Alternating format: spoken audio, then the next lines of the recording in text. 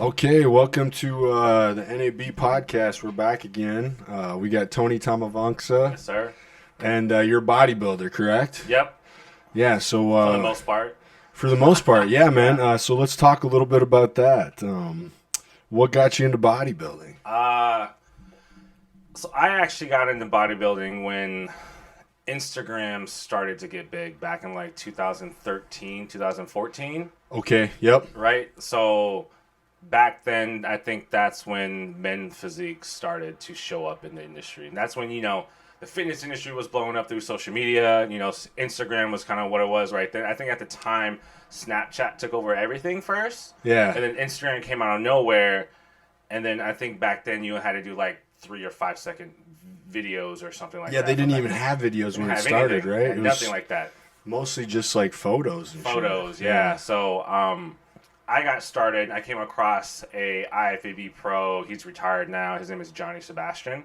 Okay. I came across his profile back in late 2013. Actually, no, mid 2013. I came across his profile. I'm like, yo, this guy's got a pretty sick physique, right? What was his name again? Johnny Sebastian. Johnny Sebastian. Yeah, Okay. he was, or he's still. Well, Is he still in the game? no, he's a full time dad and a full time coach now.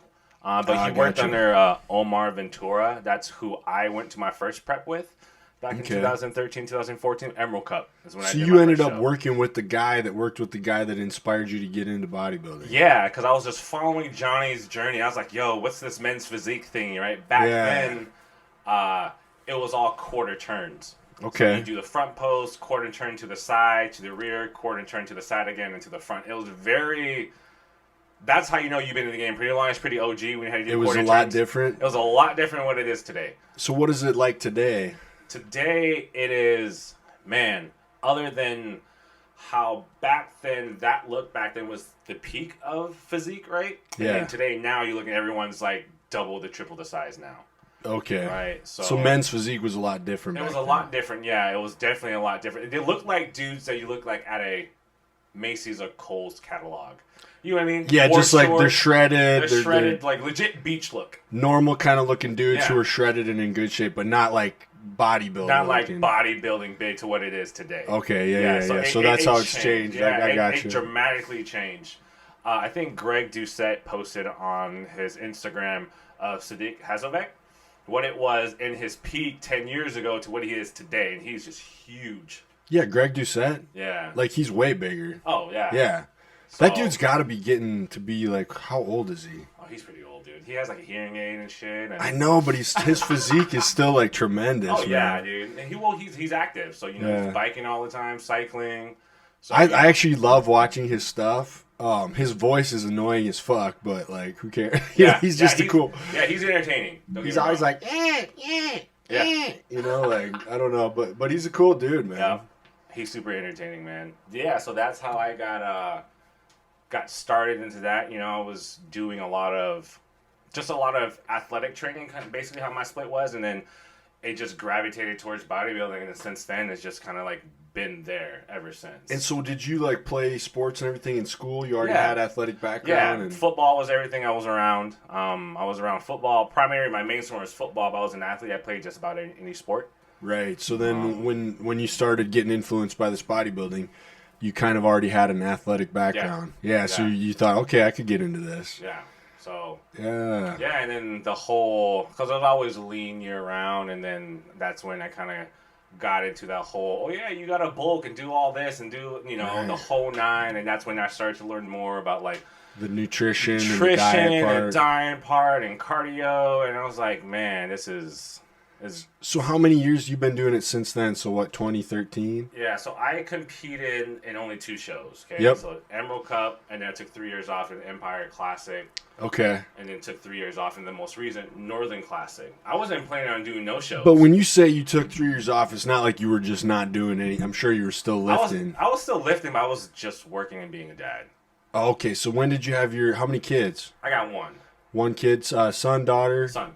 So one son, and how old is he He's now? He's 8. Oh, he's 8 now. Yeah, he's okay, 8 so now, yeah, that's a lot of work too. Then. Yeah. So I was focusing just on that, as being a family man. Didn't really think anything So of still it. active, still in kind of lifting and stuff, Yeah. but focusing more on family at the time. Yeah, at the time, yeah. I got you. Yeah, I wasn't fully invested because it was just do it one time and one time only to see what it was, and that was it. And then I just had this notion, you know what? Maybe I'll come back and try it again. Yeah. Which wasn't the best because one, I didn't at the time when I was with my son's mom, didn't get the support. It wasn't the best situation to be in. So it was like, whatever, I'll just do it. Did it. Well, I think you're right because if you're gonna do it, you almost need a partner that's gonna be 100% on board, right? Yeah. So anyone that's competing, it's 100%, you're gonna be on borrowed time. Yeah, because it's not something you can kind of do part time, right? Yeah, it takes up a lot of your hell of time. So are you gonna be doing a show again now? Yeah. So, like I mentioned, I wasn't supposed to do a show last year. Yeah. I wasn't going to compete so at all. What compelled you? It just kind of happened? I think that's the picture I used, right? It's from last year's show. Year's show, yeah. Yeah. So, those 3 years, I was like, you know what? Let's legit build for 3 straight years of just recomping. So, I just recomped for 3 years straight. So basically, not really bulking, not really cutting. I stayed at maintenance calories and just built off of that for 3 years. Maintenance and try to gain strength. Yeah. Okay. Just those 3 years. The little mini cuts for summer here and there, Right. But nothing crazy. I just cut for summer and then go back to eating at maintenance and just keep progressing over numbers. Yep. And did you gain a lot of strength during that time? I did. I was gonna say, I bet you did. I did, 100%. I think the heaviest I got was maybe around 210, 212. Yeah, because I feel like sometimes we hate to not be cut, but sometimes those are the times you put on the best strength. Yeah, right? 100%. So, and then I cut for summer, and I was like, you know what? Let's do a 20-week cut, slow and steady. Don't do any cardio. Let's just do. I think I was doing 12,000 to 13,000 steps average a day. So I was constantly moving, right? So I just counted my steps daily, and I was in a caloric deficit. I just just watched it for 20 weeks. I went from I think it was 212 when I started. For summer, going into summer, and then I got down to maybe 200 for 20 weeks. So I did it real slow. You know what I mean? Yeah, so 12 pounds, but really slow. Real slow. And you probably, you kind of stay pretty lean anyway, right? Yeah, pretty so it's much. not So that was did you get pretty lean at that time? I was summer lean. Yeah. You know what I mean? Not show lean. Yeah, I was just your average Joe, get ready for summer lean. Yes, sir. Yeah. So I did that, and then, I befriended, people from Body Shop. Shout out to Body Shop. Yeah. Best people out there. So. And what was that last year? Last year, okay, yeah. so that's how you got into doing the show last year. Yeah, because everyone at Body Shop, and then I got really great friends, really close friends. Actually, do you have a coach now? I do. Yeah. Who's your coach now? Jeremy Dutra. He's out in California. Okay, nice. Never met him ever, but I've been following. But he's a good coach. Good coach. Yeah. We're a very small team. Funny story is that he's also from Team Ventura back in the day. Okay, so we kind of came from this same branch. Full circle. He was watching the same guy that you were influenced by. Yeah, so he was coached by Omar and everything. Yeah. Then he's and then he just, coached himself to pro. So what does that look like when you do that? Is that you do weekly check-ins with him, or does he set your meal plan? And so we did. I sent them check-ins pretty much every day. Right. Every day. Every day. Damn. Leading up to the show. Leading up to the show. What about now? Is he still doing your diet and everything, or just? Yeah, we're just coasting. Kind of just coasting. So are you on a weekly meal plan, or just kind of chilling? Managing everything. You probably have a pretty good idea of how to. Yeah. I got you. Yeah. So how that came to me was last summer. We're at my buddy Ali's place, and then they're like, Tony, do a show. Just do a show. Dude, you're ready to do a show. I'm like, because you were already looking pretty good. Yeah, looking pretty good. I'm like, nah, dude. I'm retired. I'm done. Yeah. It was just nothing to chase. How old are you now? I'm 33. 33. Okay, nice. Yeah, 33. And I sat there and I thought about it because I think at that time was kind of like peak COVID was kicking in. You know what I mean? Oh shit! So this was right during where everything was locked down and shit? Everything was locked down, everything was kind of opening up in some degree, and he was like, just do a show. Yeah. The nearest, because let's look online. What's the closest show coming to date, right? Yep. I think this was 2021, so everything was still kind of in a weird time, right? Right. So we look online, and I'm like, this show, it's in Federal Way, it's 10 weeks out. Okay. I So just pick the show. got 2 weeks to just do whatever. Okay, and I was like, all right, I guess we're doing this show. And just pick the show, and then I hit up my boy JD. I was like, hey man, I need a coach. I need you to run through. I usually would manage everything on my own, but when it comes to contest prepping, it's a little different. Right. So my knowledge of understanding is just like, hey, I can get down where I need to be, but when it comes to show conditioning and someone help managing me, it makes things a lot easier. Yeah, I think it's always better to have that impartial eye looking at you. Yeah. Or, I don't know, like otherwise I'll get in my head too much. Yeah. You know, like, oh, I should do this or I should do that or I didn't eat enough today. Or, you know, if you have somebody watching you, they just like, no, just do this. Yeah. You know, you're fine. Yeah, you're fine. Yeah. So for me is I'm one of those individuals, tell me what I need to do and I say let's. Okay, bet, done. Right? Yep. Do this, done. No questions asked, just fucking do it.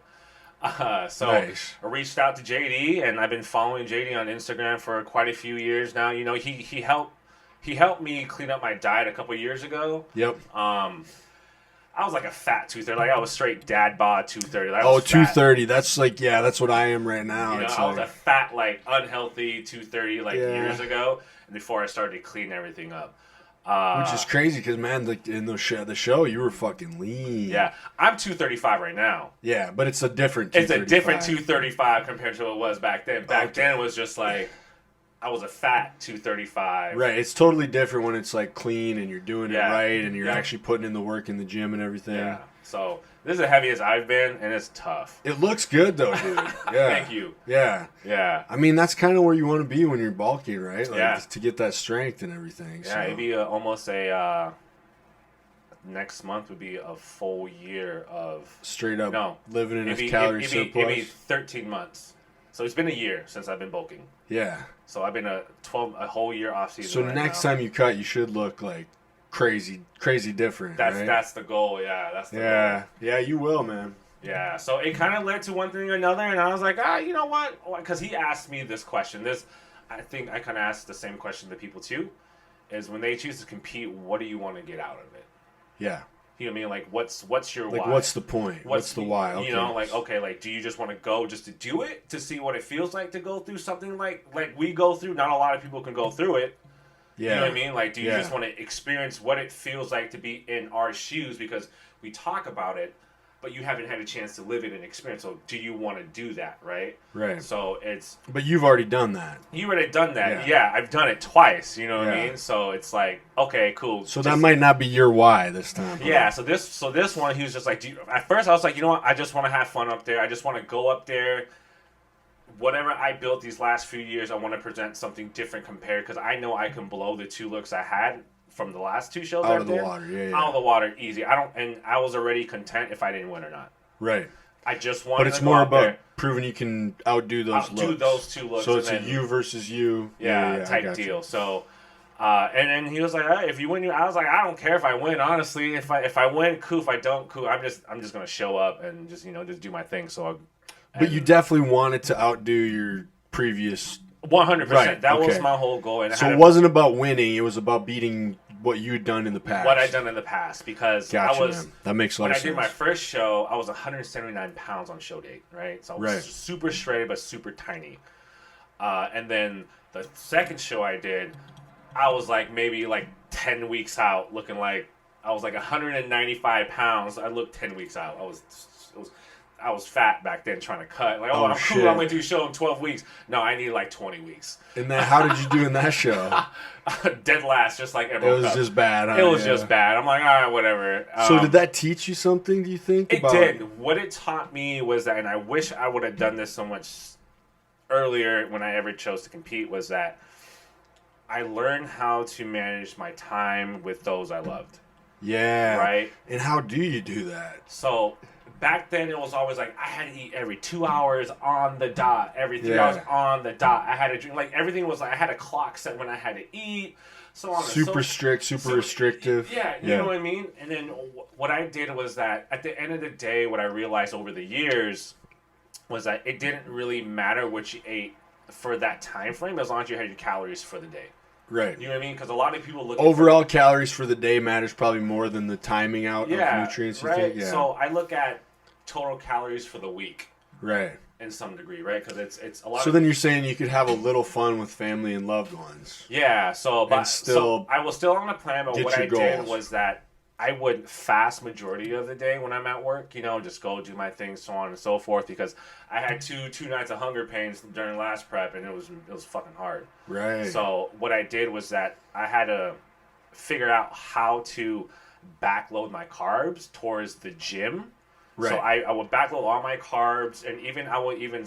And that's going to be before and after the gym, right? Yeah. So you're gonna your timing of your carbs is going to be spaced around your workout, yep. And then the rest of the day you really don't need much for carbs. I don't really much for anything because I'm just sitting at a desk anyway. You know and if you're doing a sedentary job, fasting can be tremendous. Yeah. Actually makes you feel good, kind of. Especially you get a little coffee in there, like.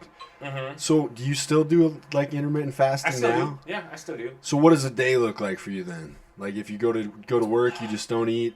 I don't eat prior until like noon.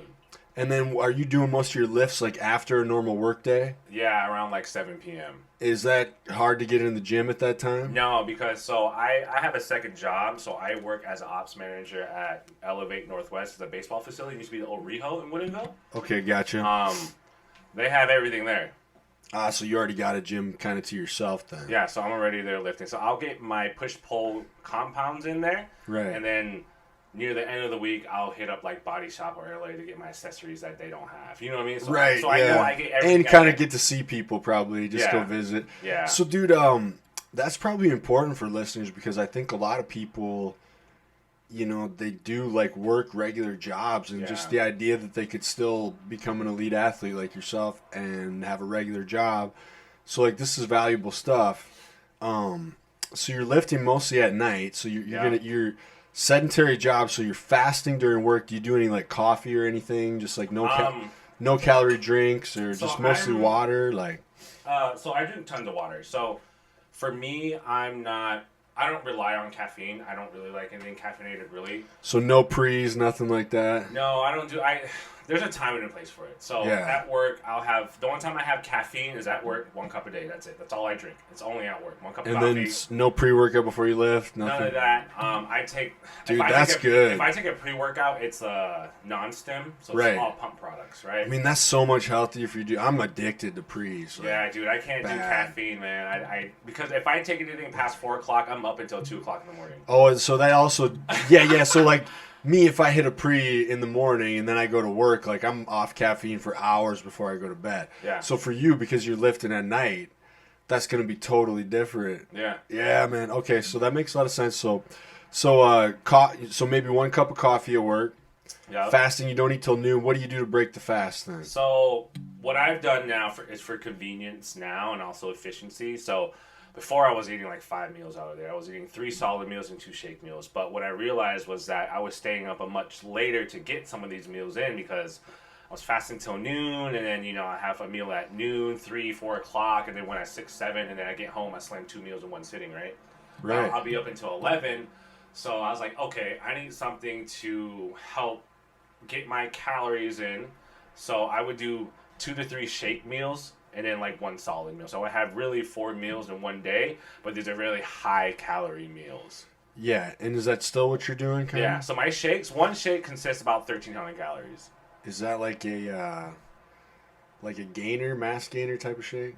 Yeah, 2 cups of oats, 2 scoops of protein. Oh, so regular protein, not mass gainer protein. So whey protein. So but you put oats in there, fruit? Oats and peanut butter, and that's peanut butter, fruit, oats, and then protein. No fruit. Okay, I set the fruit aside, but peanut butter, oats, and protein. Protein, blend it up, chug it down, and boom. Done. I mean, those are delicious, dude. Yeah, you put the oats in there. I have those 3 times a day. Mm-hmm. Mostly 3 times a day. So that's gonna be giving you quite a bit of your calories there. Yeah. And then the rest of your meals are just like regular kind of food. Yeah, and then when I head home, because I'm at work, so I'm constantly moving at work. You know what I mean? So like I have to, because I'm busy. I prefer to be busy. So I'll have those at noon, 3:30, and then I'll fast for most of the time until I'll actually lift around 6, because I'm already full. You know what I mean? I'm full from those two shakes. So you've already had 2 shakes before your lift. Yeah. And then after your lift, you eat something else? I go home, I slam a shake again, and then I have another solid meal. and then that gives you enough time before bed so you kind of digest it. Yeah. Because I was going to say that's always an issue too. If you're lifting at night, you know, you're trying to get all your calories in, you eat too close to bed, then it's like, I feel like sometimes when you have a full stomach, it's like there's almost like too much like, I don't know, like glucose in your blood and you can't sleep. And get bloated. yeah, man. So that's probably a good, yeah, that's interesting because that's like a lot of people lift, you know, middle of the day or whatever. So you got to adjust your calories and the timing of your meals. Like, that's important when you do that stuff. But I like that idea of fasting, you know.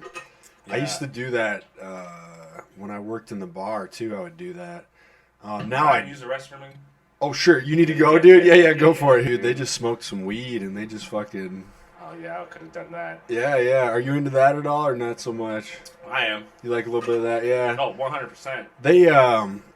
They tried to get me to smoke with them. I didn't, but I'd like to sometime, man. Like, I've done it before. Yeah. He gave me these, dude. Those are... Zach? Yeah. What are these, dude? Those are little microdose psilocybins, dude. Oh, shit. Interesting. Yeah. You could take 2 of those. That'll make you sweat more, though. Oh, yeah. No, I'm good, dude. I'm ready sweating just sitting here, man. Sweating balls. So, anyways, yeah. So, intermittent fasting, dude. Yeah, it's a good tool to use. Yeah. So, I used it to a degree where it was going to benefit me to backload my food towards the end of the day. Yep. Again, sleep hunger I experienced that twice, and it was rough, dude. So, I had to... So, that's when you're getting closer to the show?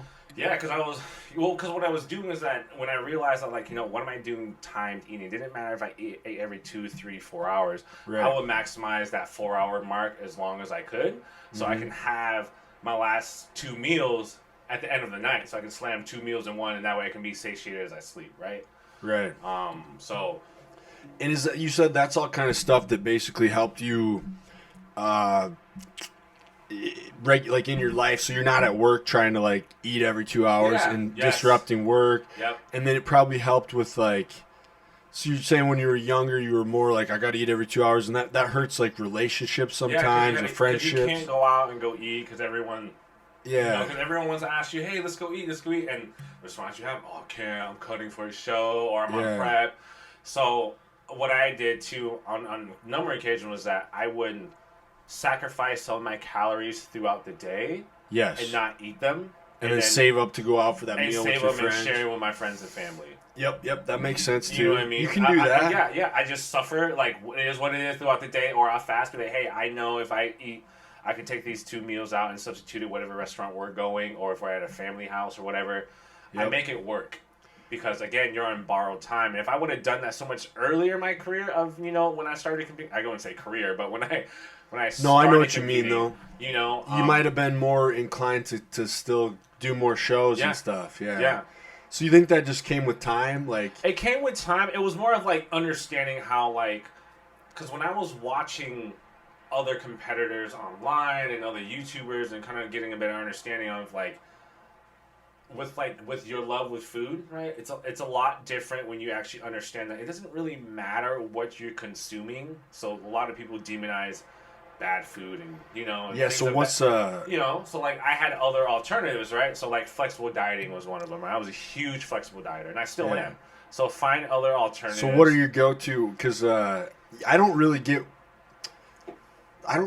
craving food until I start like when I'm like on a cut. Yeah. And I don't even really like sweets, and then all of a sudden when I'm really getting lean, all of a sudden like I just want. You smell all the sugars everywhere. Yeah, I just want like cookies and shit. You get heightened smell.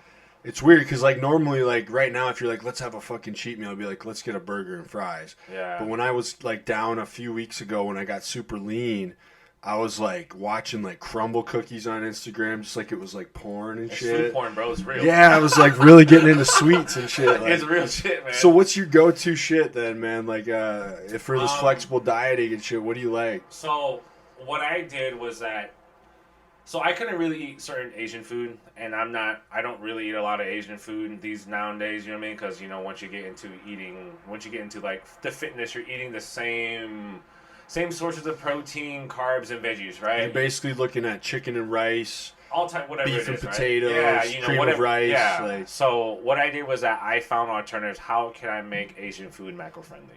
Oh, okay. You know what I mean? Because a lot So of is Asian food that you're talking about not macro friendly? well, yeah, because it's A lot of loaded, it's oil. loaded with oils and fats and you Yeah, know. there's like a dim sum truck that comes to where I work, and she's always trying to feed me. She's like, "Oh, she's like, you're so strong, you won't eat at my food and all this stuff." And like, Yeah, so I'm like, I'm sorry, you know. And she's always trying to feed me, but like her food looks delicious. Yeah. Shout out to Jovi. Her name's Jovi, Panda Dim Sum. But yeah, their food is so good, but it's always like I know they have this oil that they cook it in. yeah, it's all vegetable oil. And Yeah, stuff but her like stuff looks so good. Man. Yeah. Yeah. So I really didn't have a really go-to. I kind of just worked on what works best because as I got older, man, my digestion started to change.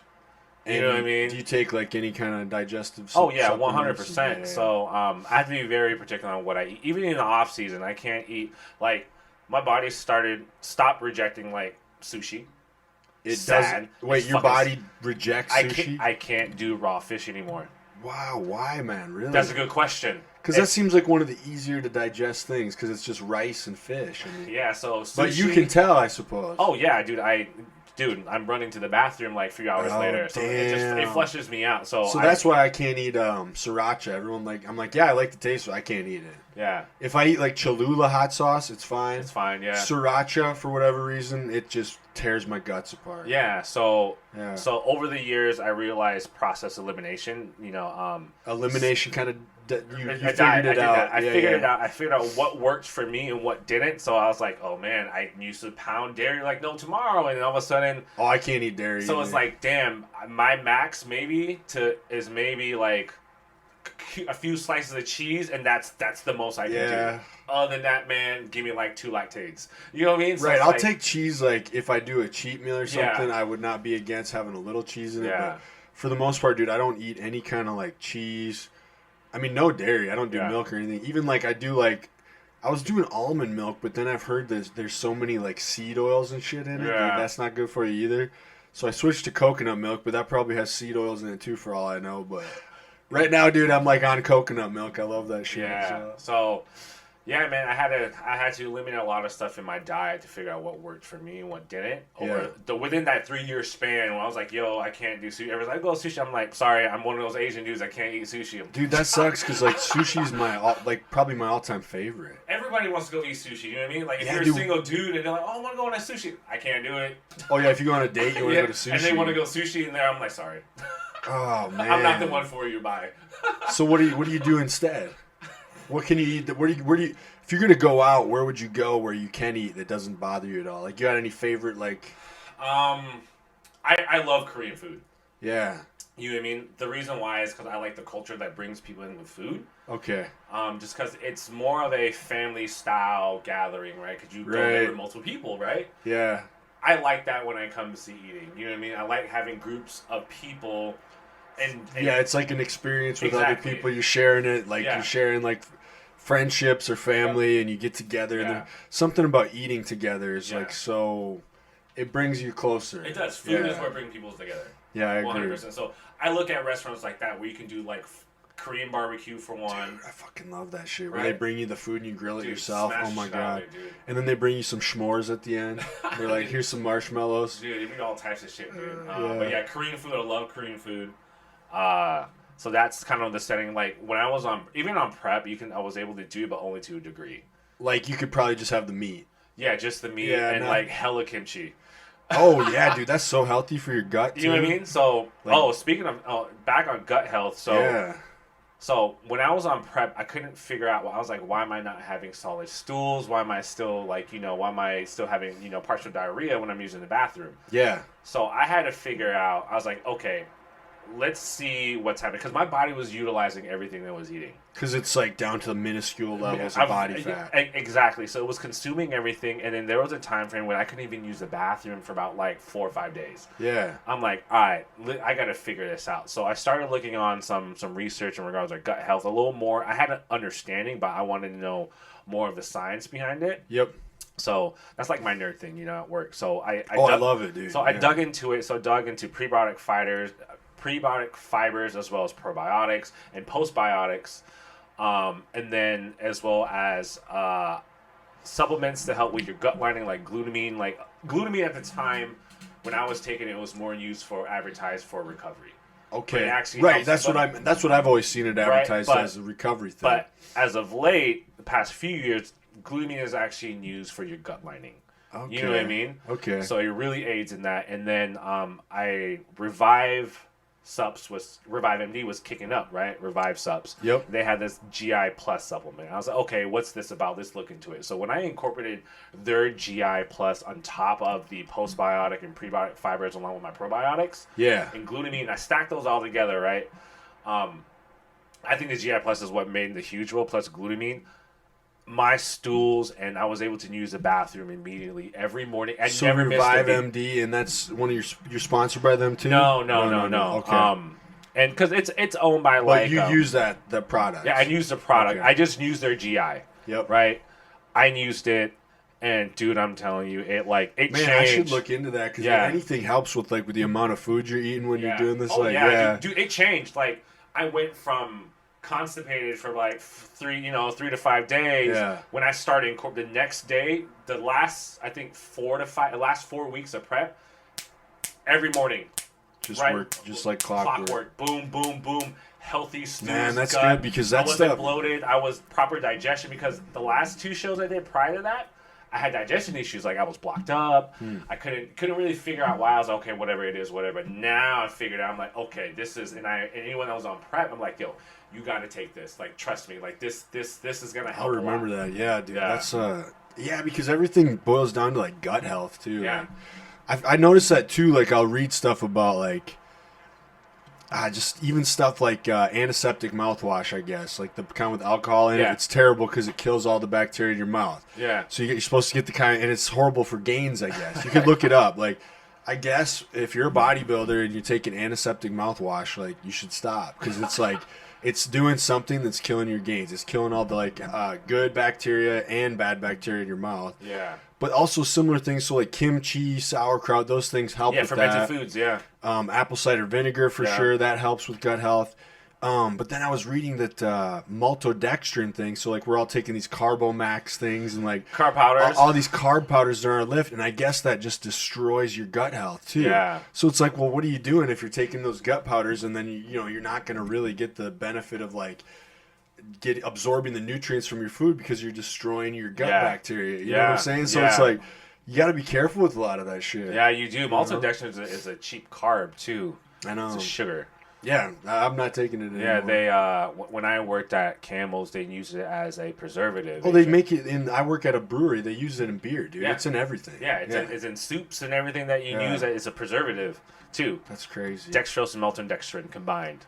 Yeah, I didn't know. I guess, that's just something I read. It could be wrong, but I guess it just destroys your gut health. Yeah, dude. well, because a lot of people can't process cheap carbs. I wouldn't say cheap carbs, low grade carbohydrates. You know what I mean? So it's like buying cheap protein and it just goes right through. Yeah, it's like whey concentrate, right? The cheapest you can find. It's like the Walmart shit. Yeah, usually... so you're gonna people's you hear a lot of people, I can't drink whey because it destroys my stomach. Okay, well, what form were you taking? Well, I don't know. You look at it, it's like a whey concentrate. It's super affordable and super cheap compared to anything from an isolate or anything. So that's the positive. Yeah. So if you can do it, then that's a good, if you're just starting out and that's maybe a good choice for you. But what are some of your favorite supplements then? So I monetize on things that I can't see.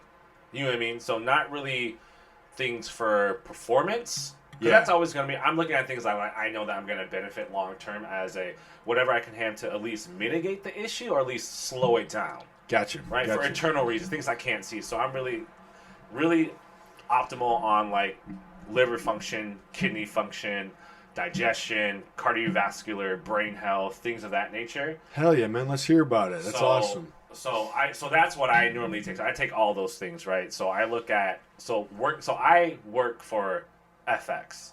Oh, okay, FX up. You know what I mean? Yeah.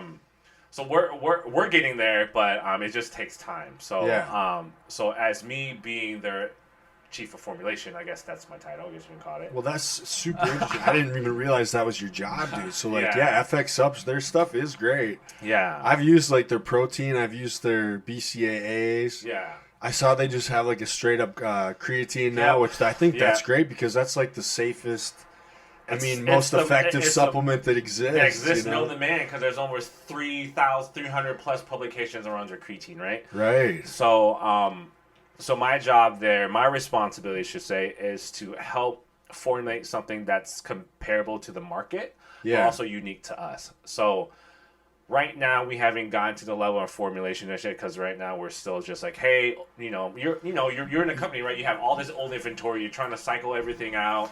Well, you got your basic stuff covered, like protein, and multivitamins, fish oil, things of that nature. Honestly, I love their pre-workout. Yeah, the stem stuff, because I like the stems. Yeah, so we are launching at least 2 more products this year. Yeah. Hopefully by next year we got the green light to. Hopefully by the end of this year. Yeah. Maybe sooner. So we got the green light. I got the green light to. Well, I already reformulated, so we're gonna reformulate a catalyst. You're gonna make it better. We're gonna make it better. Yeah. We're gonna make it taste better too. Hell yeah. So the profile on there was from the company that was when they purchased the company. It was previously NutraFX. That was their formulation. Gotcha. So me looking at it, I stripped it completely down. I'm like, we're not gonna compete with anything like this. Okay. So yeah, the cost is a little different, but you're looking at things gonna benefit. I'm not really. The way I formulate it, so when it comes out, it's not more so. I wanted it to be towards performance than anything else. Yep. Right? I didn't want it to be really stem heavy. I didn't want to be more, pump heavy. I wanted to find that nice balance to it. Right. But still give you everything that you need in regards of alertness, mental focus, some clarity, aggression at the gym, some good solid pumps and strengths from it. Yep. So everything works in conjunction with one another. How I formulate it, and there's some really good heavy nootropics on it too. Oh yeah, man, that's big right now with a lot of pre-workouts. Yeah, so there's some solid nootropics in there. Hell yeah! So that's gonna be the new version. The new version, yeah. Okay, man. Is there are you guys gonna do like a stem and stem free, or just? Yeah, there's gonna be a stem free. Stem free one is probably my favorite product. That's gonna be your baby, yeah. Because how do I want to knock down all these categories in regards to pump, right? Right. Right. Inhibition and NO without the negative parts. Without the negative stems. parts, right? So you're going every pathway possible to get the best of vasodilation and NO production and NO reproduction. Yeah. And the inhibition of preventing breakdown of NO. So I went down all these pathways. Okay. How do I maximize? Super interesting. How do I maximize all of this to be complete? So I just we're gonna do this, and this. Mm-hmm. It's a lot of trademark and registered ingredients in there too. It's a little expensive, but it sounds cool, man. It's because good, it sounds like you're really passionate about that shit. So I'll joke about stems because I'll just sit there and fucking dry scoop. I mean, I love caffeine. Dude, 300 is my max, man. But I will say, I think what you're doing is a good thing because I do think that, in life there's always these things that are if I look at somebody that's, drinking too much, I'll be like, man, they're drinking too much. Or if I look at somebody that's doing drugs too much or... but we don't think of stems that way. But I mean, I'm pretty much addicted to stems. I mean, it's so. I have nothing against that, but I am saying I think that's pretty.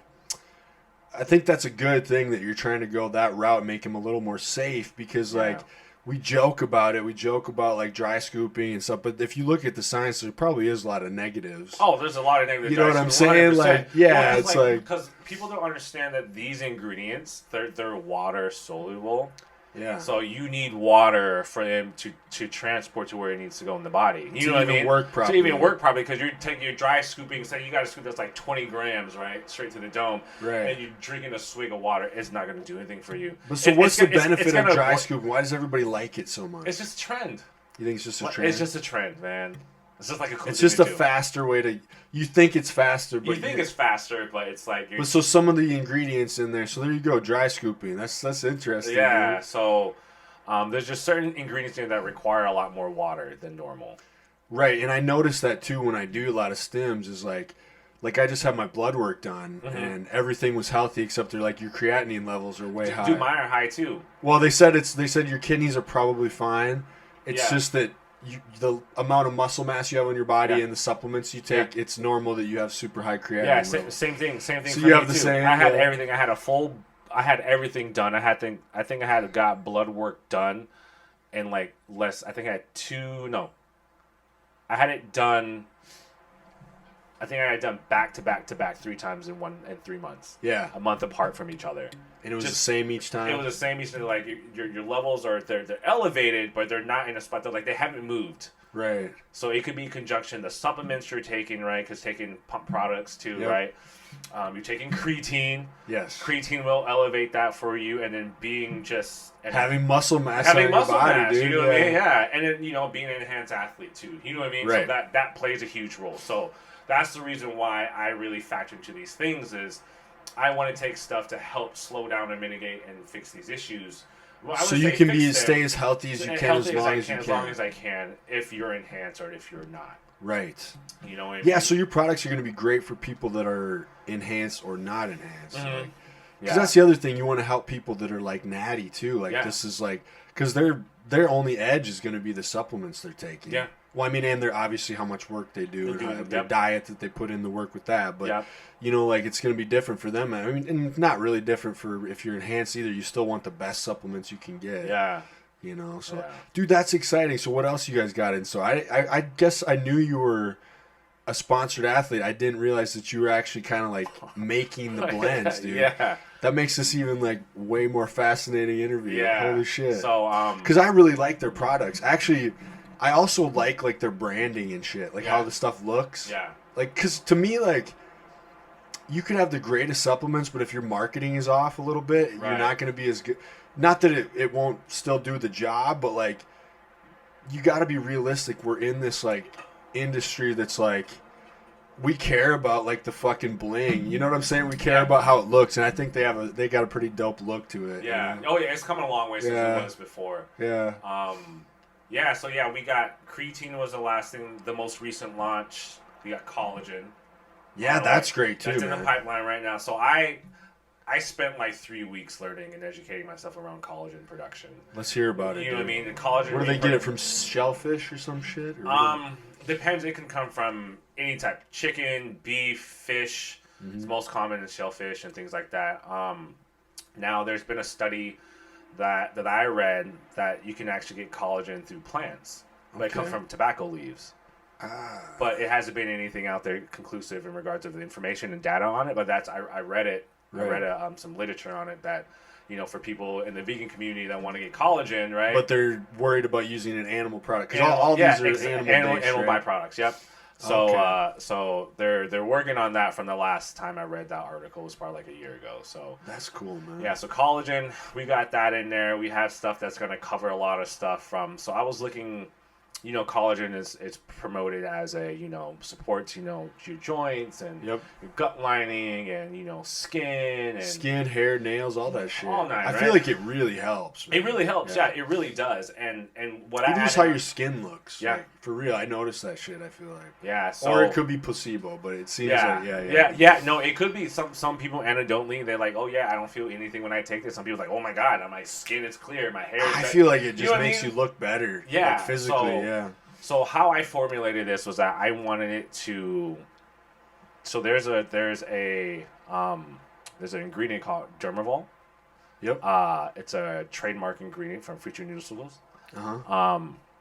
And basically what it is that you'll see it in first forms collagen as well too. So I read the literature on this too.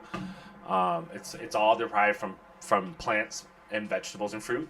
Okay. So basically what it is at a low dose at 50 milligrams, imagine it being a prebiotic fiber to your probiotic, but it does the same thing as for collagen. Okay. You know what I mean? So, you gotta explain that again. So it's like a prebiotic fiber, but for collagen, right? For probiotics, right? In order for it to feed and thrive, prebiotic fibers is what feeds the probiotic. Okay. So imagine that Dermavol, So it's going to basically enhance the collagen. The collagen, exactly. It's going to give the collagen the building blocks it needs to properly be utilized by your body. Yeah. Gotcha, man. Yeah. Yeah, because there's all these little pathways that our body. So if it doesn't have the right stuff. Yeah, I know what you mean. It's like it can't do what it needs to do. Like. It's like all these little tiny little things going on, processes in the body. And if it doesn't have the right things, it's not going to be able to do them properly, you know? Yeah. Dude, that's fucking fascinating that you're so into this. It's crazy because like a lot of people don't realize like, damn, Tony, this is what you nerd out on. I was like, yeah, this is like literally I what love I do. it, man. So the cool thing is about it too is that I can reach out to these manufacturers and get these raw ingredient samples. Yeah. And just look at them, look at the safety data sheet, look at the literature, and look at the clinical studies that they're going through. They can provide all the information. Right. And asking for samples, especially if you're going through your manufacturer, right? They'll reach out for all those information and they'll send you samples as you're manufacturing them for some R&D. Okay. Because my past life, right? So I was a liaison for research and development back at Campbell's back in the day, Campbell Soup. Campbell Soup. So learning from all the food scientists that Campbell's had that came to our plant. So that's kind of how you knew about the maltodextrins and all these soups and all these ingredients, and it's the same analogy when it comes to making product, right? But there's a science to blending, right? There's a science to the ingredients alone. There's a science to flavor profiling, right? You know what I mean? As well as how efficient and effective can we make a product by using efficacious doses. Right, so is that kind of like the mission statement for FX is like... It's non-negotiable. Yeah, so like you're making products that, one, actually work. Yep. So it's not just a bunch of bullshit saying proprietary blend and like... Clean label, that's exactly what we're trying to do. Which I love because I hate that about the supplement industry, dude. Yeah. Like, because supplements aren't bad, it's just that there's so many bad ones. Because people want a quick buck. Yeah, and it's like they promise things that aren't real. So I love that. So it's like reality-based things. That's what non-negotiable means. Yeah. So like, yeah, okay, I get that. I dig that. I always actually that's like my key lanyard is still that non-negotiable. I love that. But anyways, so basically natural stuff. Like, you're showing all the ingredients. You're not hiding anything, and then stuff that actually works. And then now you're working on the flavor too. Yeah. And also kind of safety and health. Yep. So you're not going to be doing stuff that you think could hurt people. Yeah, so you look at stuff to get third-party lab tested. So, right, we're testing for all these things, micro, heavy metals, all their banned substance. Like, for example, Amazon, when you're trying to put a product up there, they want COAs, so they want to do lab testing for all these things. So if you're marketing a pre-workout, they're going to test for SARMs. Yeah. They're going to test for all these categories. That's the shit how like John Jones said, "Oh, sorry, I was on steroids." Yeah, I was an Austrian. I took some shit. It was not my fault. It was so you got to do all these testing, and like I want to be able. Eventually, the road. What we want to do is to be able, and this is down the road. Is our goal is to be like WADA compliant as well as NSF sports certified, so be able to sponsor collegiate athletes. Yeah, dude. So clean label, everything third-party lab tested, NSF certified. You know, it's expensive, but that's the long-term. That's the end goal is to get these certificates so we can tailor to bigger people and prestigious athletes. Right. So it's kind of like taking the harder path, but the one that ends up with the better results. Yeah. Which is like actually a lot of things in life, right? Yeah, exactly. So you always want to take like that's what the supplement companies that are doing the shady shit is. They want the quick buck. But you're not going to end up... So you're going to build something that's eventually, like... It's going to, like, withstand the test of time, too, then. So, like, the better product... It's kind of like the cream rises to the top analogy. Yeah. If you wait and do it the right way, eventually it's going to pay off. Yeah. Yeah. That's dope, dude. Yeah, dude. So you got to crawl before you walk, and we're more focused on getting established here in the Northwest. Mm-hmm. We got some things in the pipeline right now. Can't disclose any of them, but we got some stuff. Yeah, man. We got some ideas, like some local, like we're trying to expand our flavors for our protein right now. Yeah, because what do you guys got right now? We just got strawberry, chocolate, vanilla, just your basic Neapolitan flavors. Yeah, because dude, some of my favorites are like mint chocolate chip ice cream. Yeah, that's a new one. That's a banger, dude. There's what is that one that's like the kind of animal based one? Oh yeah, MRE. Yeah. You ever take the MRE ones? No, I have not. Well, they got ones that are like. It's like apple custard, like it's like Whole Foods, banana cream pie type. Yeah, and it's like they're like egg white and animal based protein, but their flavors are like insane, dude. Oh yeah, I bet. Because like some proteins, like it's weird, like when you're lifting and cutting calories and stuff. Like I'll literally take the protein and put it and like mix it into like a paste almost sometimes, and like some Yeah, and I'll eat it like a fucking like cookie dough almost. I would do that too sometimes. And it's like somehow it makes just a way more enjoyable experience than just taking a shake. Than just taking a shake. But maybe I'm fucking up this water soluble shit that way too. Who knows? Well, no. Dude?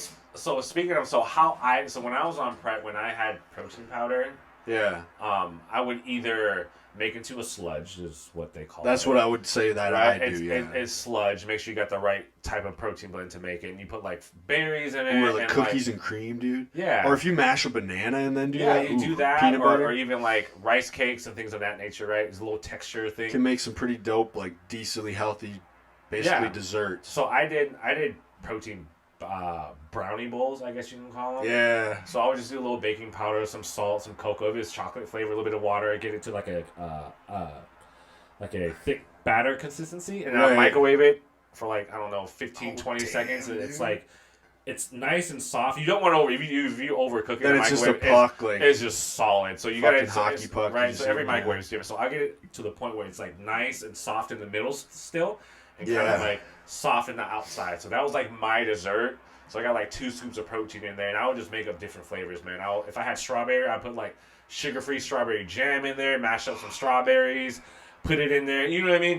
Leave it up to like bodybuilders. They get so creative with fucking shit like that. Dude, when I was at home doing cardio, all I did was watching food challenges and food channels. Because it's like, especially the leaner and leaner you get, because then it's like you can look forward to that one little. Yeah, my buddies were there, so I was like, why do you do this to yourself? They're like, you're watching food. No, I found it helpful. It didn't make me want to cheat. Yeah. It never made me want to cheat. I remember like this girl at work, she's always like, she'll like watch the shit with me and she's like, we gotta stop doing this. I'm like, no, it helps me like watching it, there was like this one lady, I think her name's Honeysuckle on Instagram. If you shout out, everybody follow Honeysuckle. She's just like she's like a cook. Mm-hmm. But dude, she makes everything, and everything she does, like the way she films it, makes it just look like just delicious. Yeah. But it never made me go off the deep end and eat, which I've done that. Yeah. I have done that where I'll like have just a binge out. Like I've done it a few times where I'm like eat way too much shit. Yeah. Because I got like so hungry, you know. I think I've kind of figured out how to not do it, but anyways, but watching those things didn't really make me do that. You know, it almost like made me like, hey, I know what I'm doing. I'm not gonna eat. Yeah. So I can watch this and enjoy it. You know? Yeah, I didn't really have cravings like that because the biggest thing about this last prep was that I didn't have any stress factors. Yeah. Everything was normal to me. It was just like a normal day every day. I was getting good quality sleep. I wasn't losing sleep. My digestion was great. My training was awesome. Right. Cardio was cardio. The people around me really played a huge role. You're gonna work as hard as the people around you a lot of times. You know what I mean? Yeah, so and then 100%. I always made sure that the people around me were always positive. Mm-hmm. You know what I mean? I didn't have any toxic environments around me. That's huge. You know what I mean? So it's like for my personal sake, even my well-being to this very day, I don't like.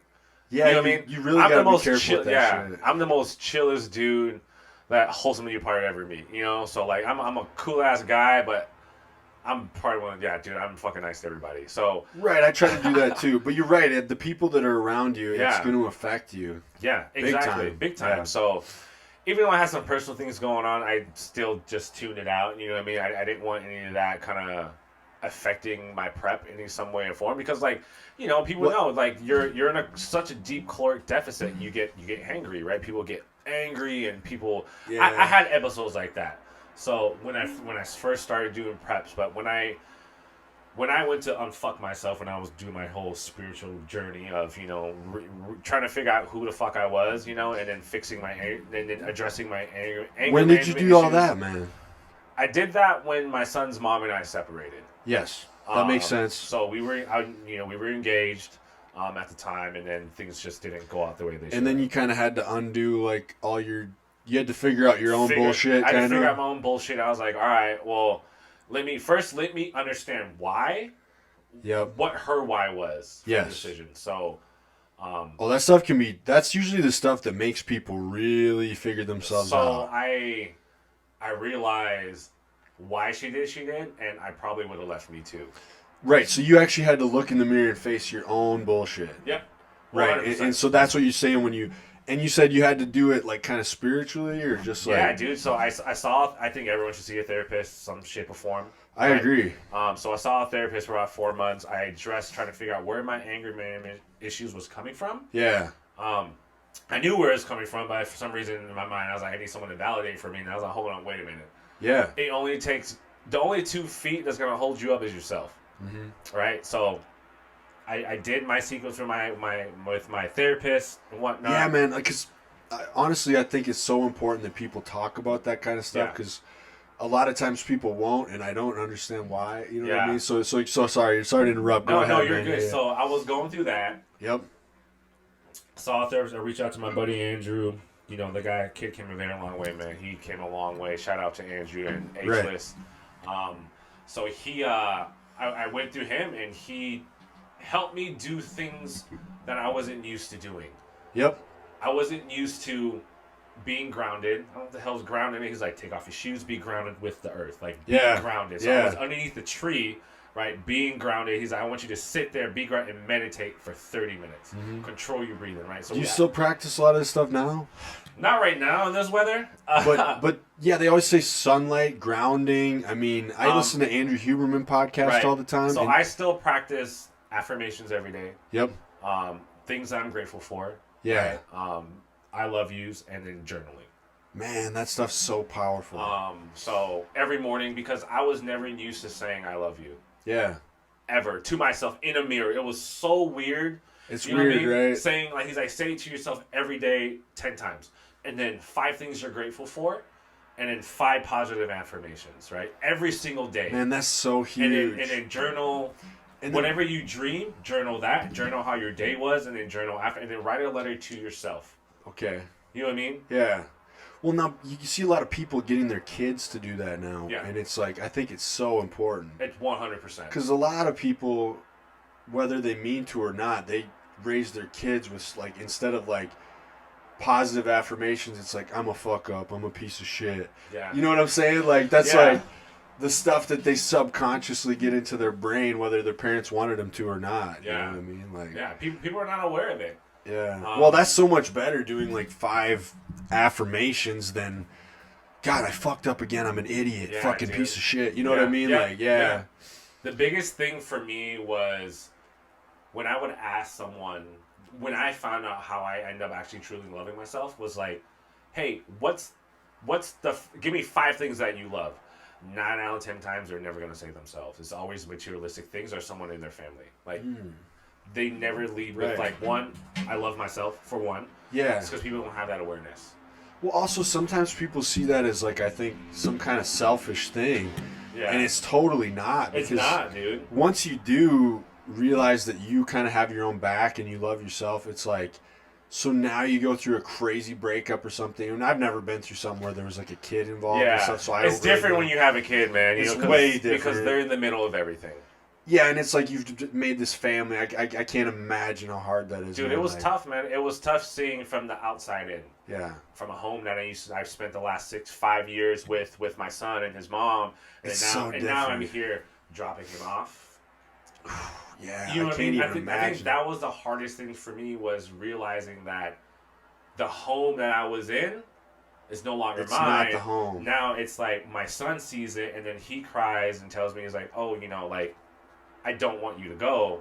Mm-hmm. Sorry, man, it's not my space anymore to be here. But you're like, yeah, I don't want to go either, but this is how it is. It's just how it is. And it wasn't my decision, and I understand. And you're at peace with it now. I'm at peace with it now. Yeah. Forgave myself, forgave my son's mom. We're everything that we do is for our son. That is huge, is forgiving people. Co-parenting, man, is tough, dude. It's tough, but I said, I can't really relate because every ex I have is like, I've never had kids or anything. Yeah. But I do. There's not one person that's broke my heart, not one ex where I have any negative feelings. Yeah. Because it's like, why? Yeah. I am not going to blame somebody else for my own issue. You know what I'm saying? Exactly, 100%. Yeah, it's like, and I feel like every time those kind of things happen, you really grow. Yeah. So, dude, that's huge. But I will say that the kid being involved, like, I cannot imagine. That's the whole. That was the hardest thing for me, because like me being living with a single dad, I got 2 siblings too, so it's like the last thing I wanted was to be having him be another part of the statue. Like, I knew I was having my parents not be together. You know what I mean? I lived that, you know, all my life. And then to now my son having to live that too, like, I was trying to prevent that from happening. So that made it the stakes even higher for you, probably. Yeah, dude. And then it was just, a lot of things just kind of came down, man. It was a tough day. I went through hell and back, dude. Not only did I lose my fiance, I lost my family, the house I was living in, and then I lost my job at the same time. Yep. And then I was living on my car for a little bit until I find living with my cousin and her boyfriend, and then I'm living with housemates too. How did you battle back from that, man? Where like the car to where you're at now? You should tell us that story. Because that's hot. So did it start with doing the therapy and getting yourself right, or was that along the journey? Because I mean, you had to if you lost your job and everything, like, how did you battle back from all that and get to where you're at a good place now? So I went through hell and back, right? I told myself, man, whoever I was in the past and what I did, I refuse to do that to the next person I decide to give my life to. You know what I mean? Right. And at the end of the day, it's like I'm doing my best to be the best dad I never had. Right. My dad was always there. So that's your priority. So yeah, even though it's not the ideal thing you wanted, you're still going to be the best dad. Yep, still going to be the best dad for him and be the best co-parent I can for his mom. Right, so even regardless of whatever bad feelings or whatever happened, you are not going to be that kind of guy to her because fuck that. Yeah. Right? I mean, exactly. That's who I was That's before. powerful, so dude. So it's like, that's who I am today. So I forgave what she did. Because it's like your son doesn't deserve that either. No. Right? What he sees is that mommy and daddy are always cool. Yes, that's important. That's very important. Because he doesn't need to deal with that, right? Like little kids, man, they're so receptive, dude. Dude, parents will fucking like work the kids against each other and shit. And like, oh my god, it's not good, dude. So, so he's a healthy kid. You know, low damage from the events that we went through, but we all got a little damage. Yeah, we all got a little damage. But other than that, man, he's a healthy little boy. But that's amazing, man. Yeah. But yeah, to the story. So went through the separation. You know, I kicked out of the place, had to find a place to live. And at the time, I was going through therapy while I was at work. Okay. Then they terminated my position at the job, ironically, like a few months later. So not ideal timing for that to happen either. No, because no one prepares to be fired, you know, or let go. Well, and you're still kind of in the middle dealing with some shit. Yeah. So I'm just like, crap, I've got this. I'm trying to get my living situation, you know, figured out. I get let go. I get a nice severance package. Okay. So that's a plus. Okay. So they that's held me off for a little bit. And then I was like, all right, man, what do I do? And at the time, it didn't really hit me. Like, I didn't have a mental breakdown in this whole time frame. I'm just like, fuck, I'm going to juggle this shit. Like, I'm dealing with my mental issues. Yep. I'm trying to, you know, deal with this relationship I have with my son's mom. And I'm trying to be a dad for my son and trying to mask all this shit. And then everyone's trying to figure out what's going on with me because I've always been alone my whole life. Everyone that's known me, close to me, when they found out that my son's mom and I weren't together, that's when they realized, like, oh, shit, Tony actually needs us. Right. Was that big? You had a lot of friends that were grateful for friends and family that were there because I realized the people that were in my circle and the people that were in my corner. Because they're like with you even at your worst. Yeah. That's when you know somebody's like I have friends back home that are like I could be at my worst and they would still have my back. 100%. You know what I mean? Yeah. So that's powerful. Yeah, dude, going through hell and back, man, it was a tough time. And then I just said to myself, I gotta figure this shit out. Let's work will always be there. I got time. I can find another job anywhere, whatever, you know, because just based on it was no problem finding another job. Okay, so the job wasn't a big issue. The job wasn't a big. It was just bad timing. So it was like, how can I unfuck myself? So this whole process, I was trying to figure out how to unfuck myself. Unfuck yourself. I feel like that's like the title of a book or something. It is the title of a book. Yeah. So I had to unfuck myself. You know what I mean? I had to figure out, all right, you know, the things I have to do hard shit to get better at doing harder shit. You know what I mean, right? So I always tell folks, you know, hey, just because you climb on the top of the fucking mountain, that still leaves you in the bottom for the next. Yeah. You know what I mean? Don't stop. Keep doing what you're doing. Add on to that, right? And it's like there's always going to be another mountain, kind of. Yeah. Like, yeah. Well, 100%. Doesn't matter what. You never want to get too complacent, right? You always got to be ready. You know, And then it's also kind of like you're building a whole new you. Yeah. The old you is not going to work anymore. No, it won't work anymore. Yeah. And the old you is why you got to where you were. Yeah, and it's crazy because, like, the people and the friends and family at Man Body Shop, dude. Dude, Body Shop is great. Like, they met this new me. They never met me how I was before. Like, I was still the same, but I was more of a... I wasn't as laid back and as chill. Okay. And full of smiles all the time, you know what I mean? You had a little more of an edge, maybe? Yeah. Just like some of that anger still in there? Well, in a way, everyone I knew, I was always a sarcastic asshole, you know what I mean? Yeah. Well, you know? It's just the way it was. I was always witty with a sarcastic, you know. I mean, that's how my friends back home are, dude. Yeah, my best friends are still like that, too. So, but no, so it's like how I talk to people and how I bring myself, like the energy that and my frequency levels that I share with people is at a much higher level than I was in the past. Right, I totally believe in that shit, dude. You know what I mean? Like the frequency stuff? stuff? Yeah, 100%, dude. So it's like, I make sure that if my wavelengths matches with you, then I'm willing to share it with you. Yes. The people I meet and the people I'm willing to befriend, if they serve a positive purpose in my life, then by all means, I'm going to share everything with you. Yes. If not, okay, cool. I wish you well, but you know what I mean. That's pretty much it.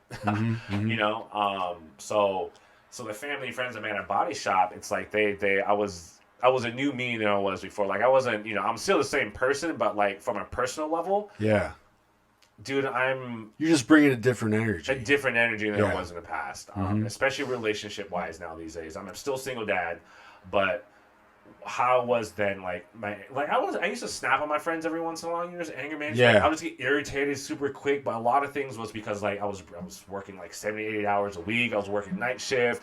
I was bringing that shit home. Yeah. You know what I mean? Not enough balance. Not enough balance. I wasn't focusing on the relationship. So exhausted. I was just exhausted, just going through the motions. And instead, now I pay attention to everybody and I'm willing to listen to you without soliciting advice.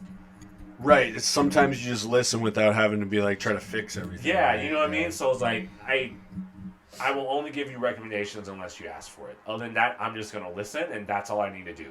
Yep. Right? So providing that for people a safe space to talk. Whether it's personal. Man, I think that's huge for people. Yeah. Yeah, like even like friends at work, sometimes it's like all they want to do is vent. And it's like oh, that's okay. And then when they're done, that's all they really needed to do. It's not like it's not always like a super negative. I mean, if somebody's doing it like nonstop or it's every day, then maybe they're just super negative or whatever. Yeah. But sometimes I think venting can be good for people, you know? Like, yeah.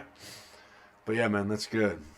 Different energy. I feel like Body Shop too, like it's such a positive energy there that you almost have to fit into that energy or you're not going to like... Yeah, well, when you first go to a Body Shop, it wasn't uncomfortable for me, right? So you go to a Body Shop, everyone, the first thing is like, oh shit, you got big dudes, girls in bikinis posing in the corner, or at the time in the front, right? With the mirror, right? That could be intimidating, right? Yeah. You walk in, you're like, oh shit, here's this chick in her fucking bikini. Yeah, that is a trip if you're not used to it. Yeah, if you're not used to it, because, you know, you go to a commercial I'm so gym. used to it now. It's like... Yeah, now it's just like whatever, but people, they walk in, they're just staring, you're just like, oh yeah, they're just posing, you just go about your shit.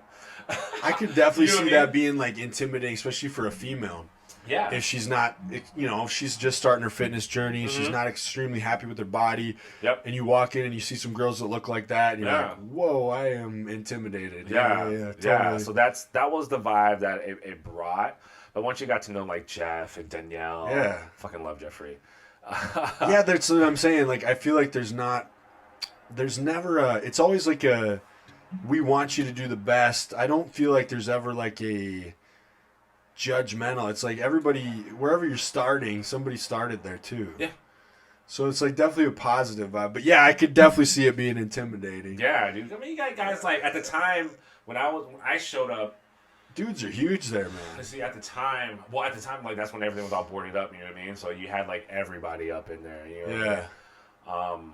Oh yeah, dude. That's like when I started with Jordan. Like that was during the COVID shit. And it was packed. It was like winter 2020, dude. So like every huge bodybuilder from all over was in there. Because that was the only place open at the time, you know, that they knew of. I feel like that makes you better though, being around all that, right? Oh yeah, 100%. That's how I made really good close friends that I can call brothers over there. Like shout out to Jack.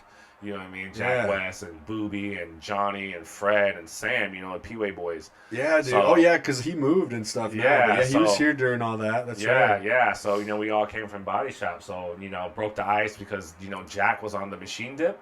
And he was trying to take the plate off, but the thing was going up with it, so I put my foot down so you get the plate off, and that's how we became friends. Nice, dude. That's a cool story. So it started out with that, and from there, it's just, Jack's... Dude, that dude has the sickest tattoos. I love that shit. Jack's a little big bro, man. I love that kid. Yeah, he's a cool dude. I gotta go down there and go visit him and Pete. You gotta do it, man. Yeah. Go take social media shit. You go down and take a bunch of fucking Instagram shit, man. Yeah, dude. Yeah, because those gyms they lift at down there, they look pretty dope. Like that Dragon Lair, dude, that looks so fucking sick. It's nasty down there, dude, from what I hear. I mean, just the aesthetic of it even. Yeah. Just like they got that big-ass fucking dragon on the wall. Yeah, and you just got Flex Lewis walking around like there's nothing. That's He's cool. there all the time. Yeah, that's cool. That's a cool vibe. Yeah. Is that something you'd ever do? But I suppose with you got the kid, but you ever thought about moving to an area like that? So if I were to move, it will have to be when my son's a teenager and self-sufficient. Right. You know what I mean? Yeah, definitely. It's the only thing that's kind of like holding me back in a way from moving, where it's like I have to be there for him. Yep. When he's old enough to be self-sufficient, like, okay, cool, then I can go. Then you could.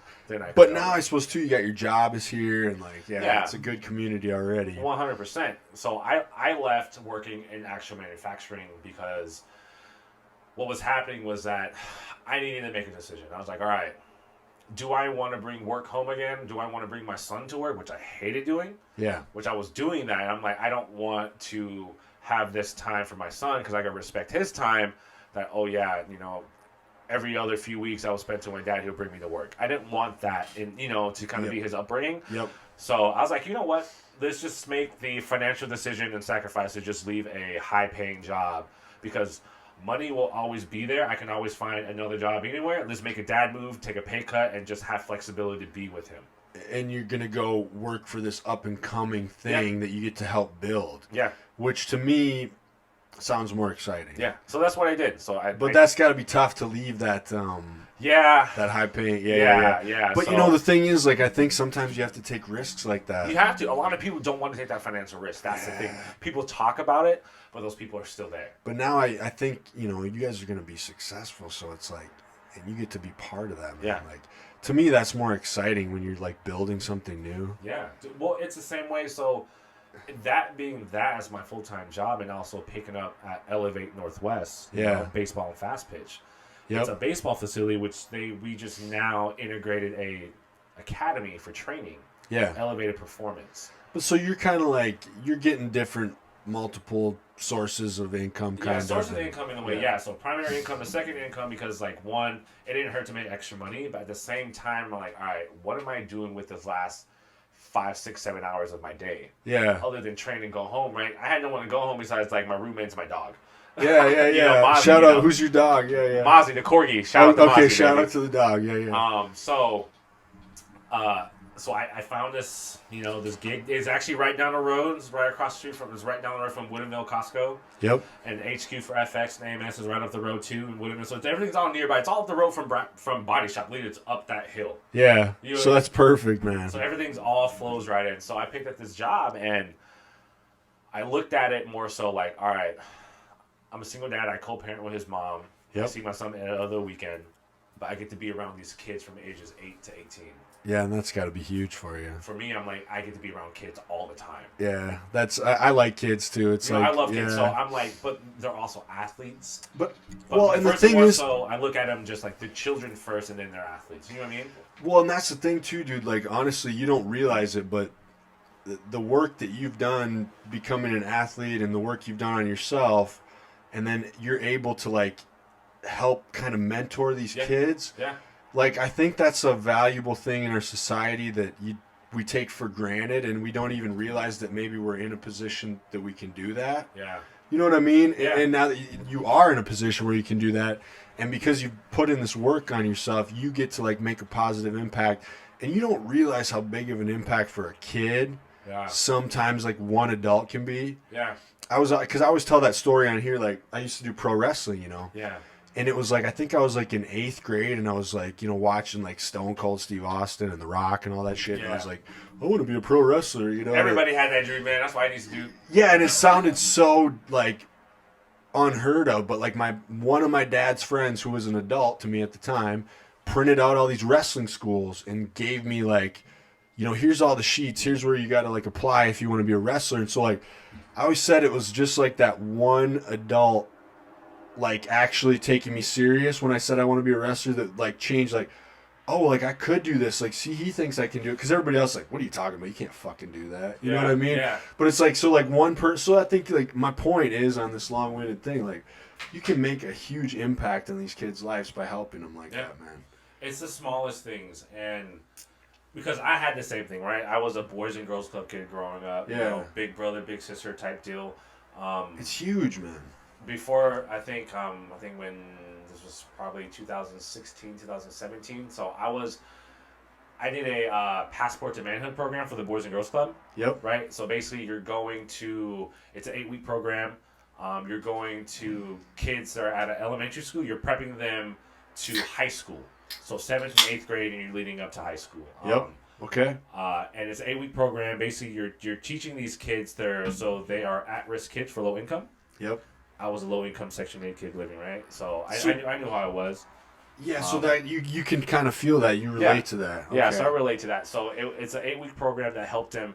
You give them, like, what they think being a man is. They're like, oh, you need a house, you need a car. So you see what they list off, like, what it is to be a man, right? Materialistic things. Yeah. And then you go back and ask them that question at the end of the program. Uh-huh. The whole dynamic changes. Right, so it's more like... your family, your wife, your kid, your brother. So they start naming... how you carry yourself. How you care about being a dad. Like, what they see from this journey that they're taking into these 8 weeks, it draws a bigger picture for them. And they're like, oh, wait, now I can see what my mom doing as a single mom. Right. What is she doing to take care of me, or my dad, or when you... Because you could be a good man, you could be a good dad working at the lowest income job ever. It's not about material things. It's about it's about showing up, right? Yep. It's about like, okay. Yeah, so I was really heavy on that for a while, and then I did a lot of nonprofit stuff too. So I was in the graduating class, best class, by the way, and leadership Snohomish County. Yeah. LLC. Dude, that's awesome. So I did that. I helped a nonprofit Close for Kids with the team I had there.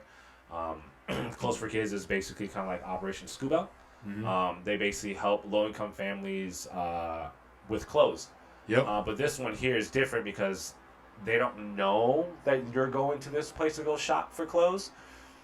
Most places, there's like a van, but there's like people know that, oh yeah, you're taking this van, you're going to go get clothes here, right? Because they want to keep the privacy for these students. Mm-hmm. That's the difference between Clothes for Kids. So it's like it's in Edmonds, it's this nice little... So then no other kids can like have the opportunity to make fun of you? To make fun of them, yeah, because you can't afford clothes or whatever that is. Which is crazy. I forgot how kids were like that. Yeah, you know what I mean? Yeah. So I helped do a coin drive and fun clothes fundraiser at Campbell's when I was there, and then my teammates did the same thing with their jobs. Yep.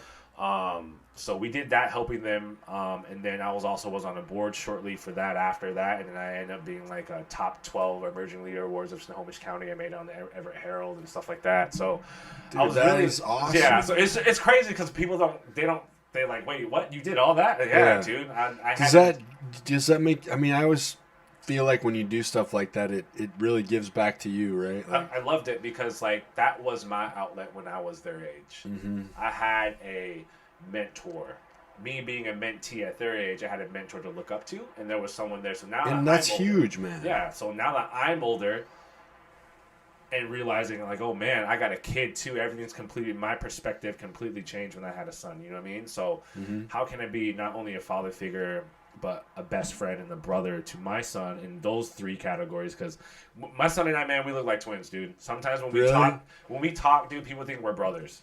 You know what I mean? Until dude, that's so weird how that shit works. Yeah, and then they look at it and he goes, "Hey, Daddy," and they look down, what the hell? I was like, "Oh yeah, it's like a mini me." Yeah, 100%, dude. Dude, that's so wild because like I will listen to this podcast and I'll just hear my dad talking. I'm like, what the fuck?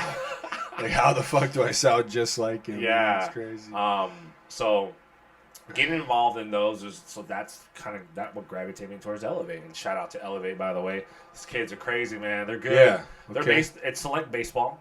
Mm-hmm. I believe we're the best team in the Northwest.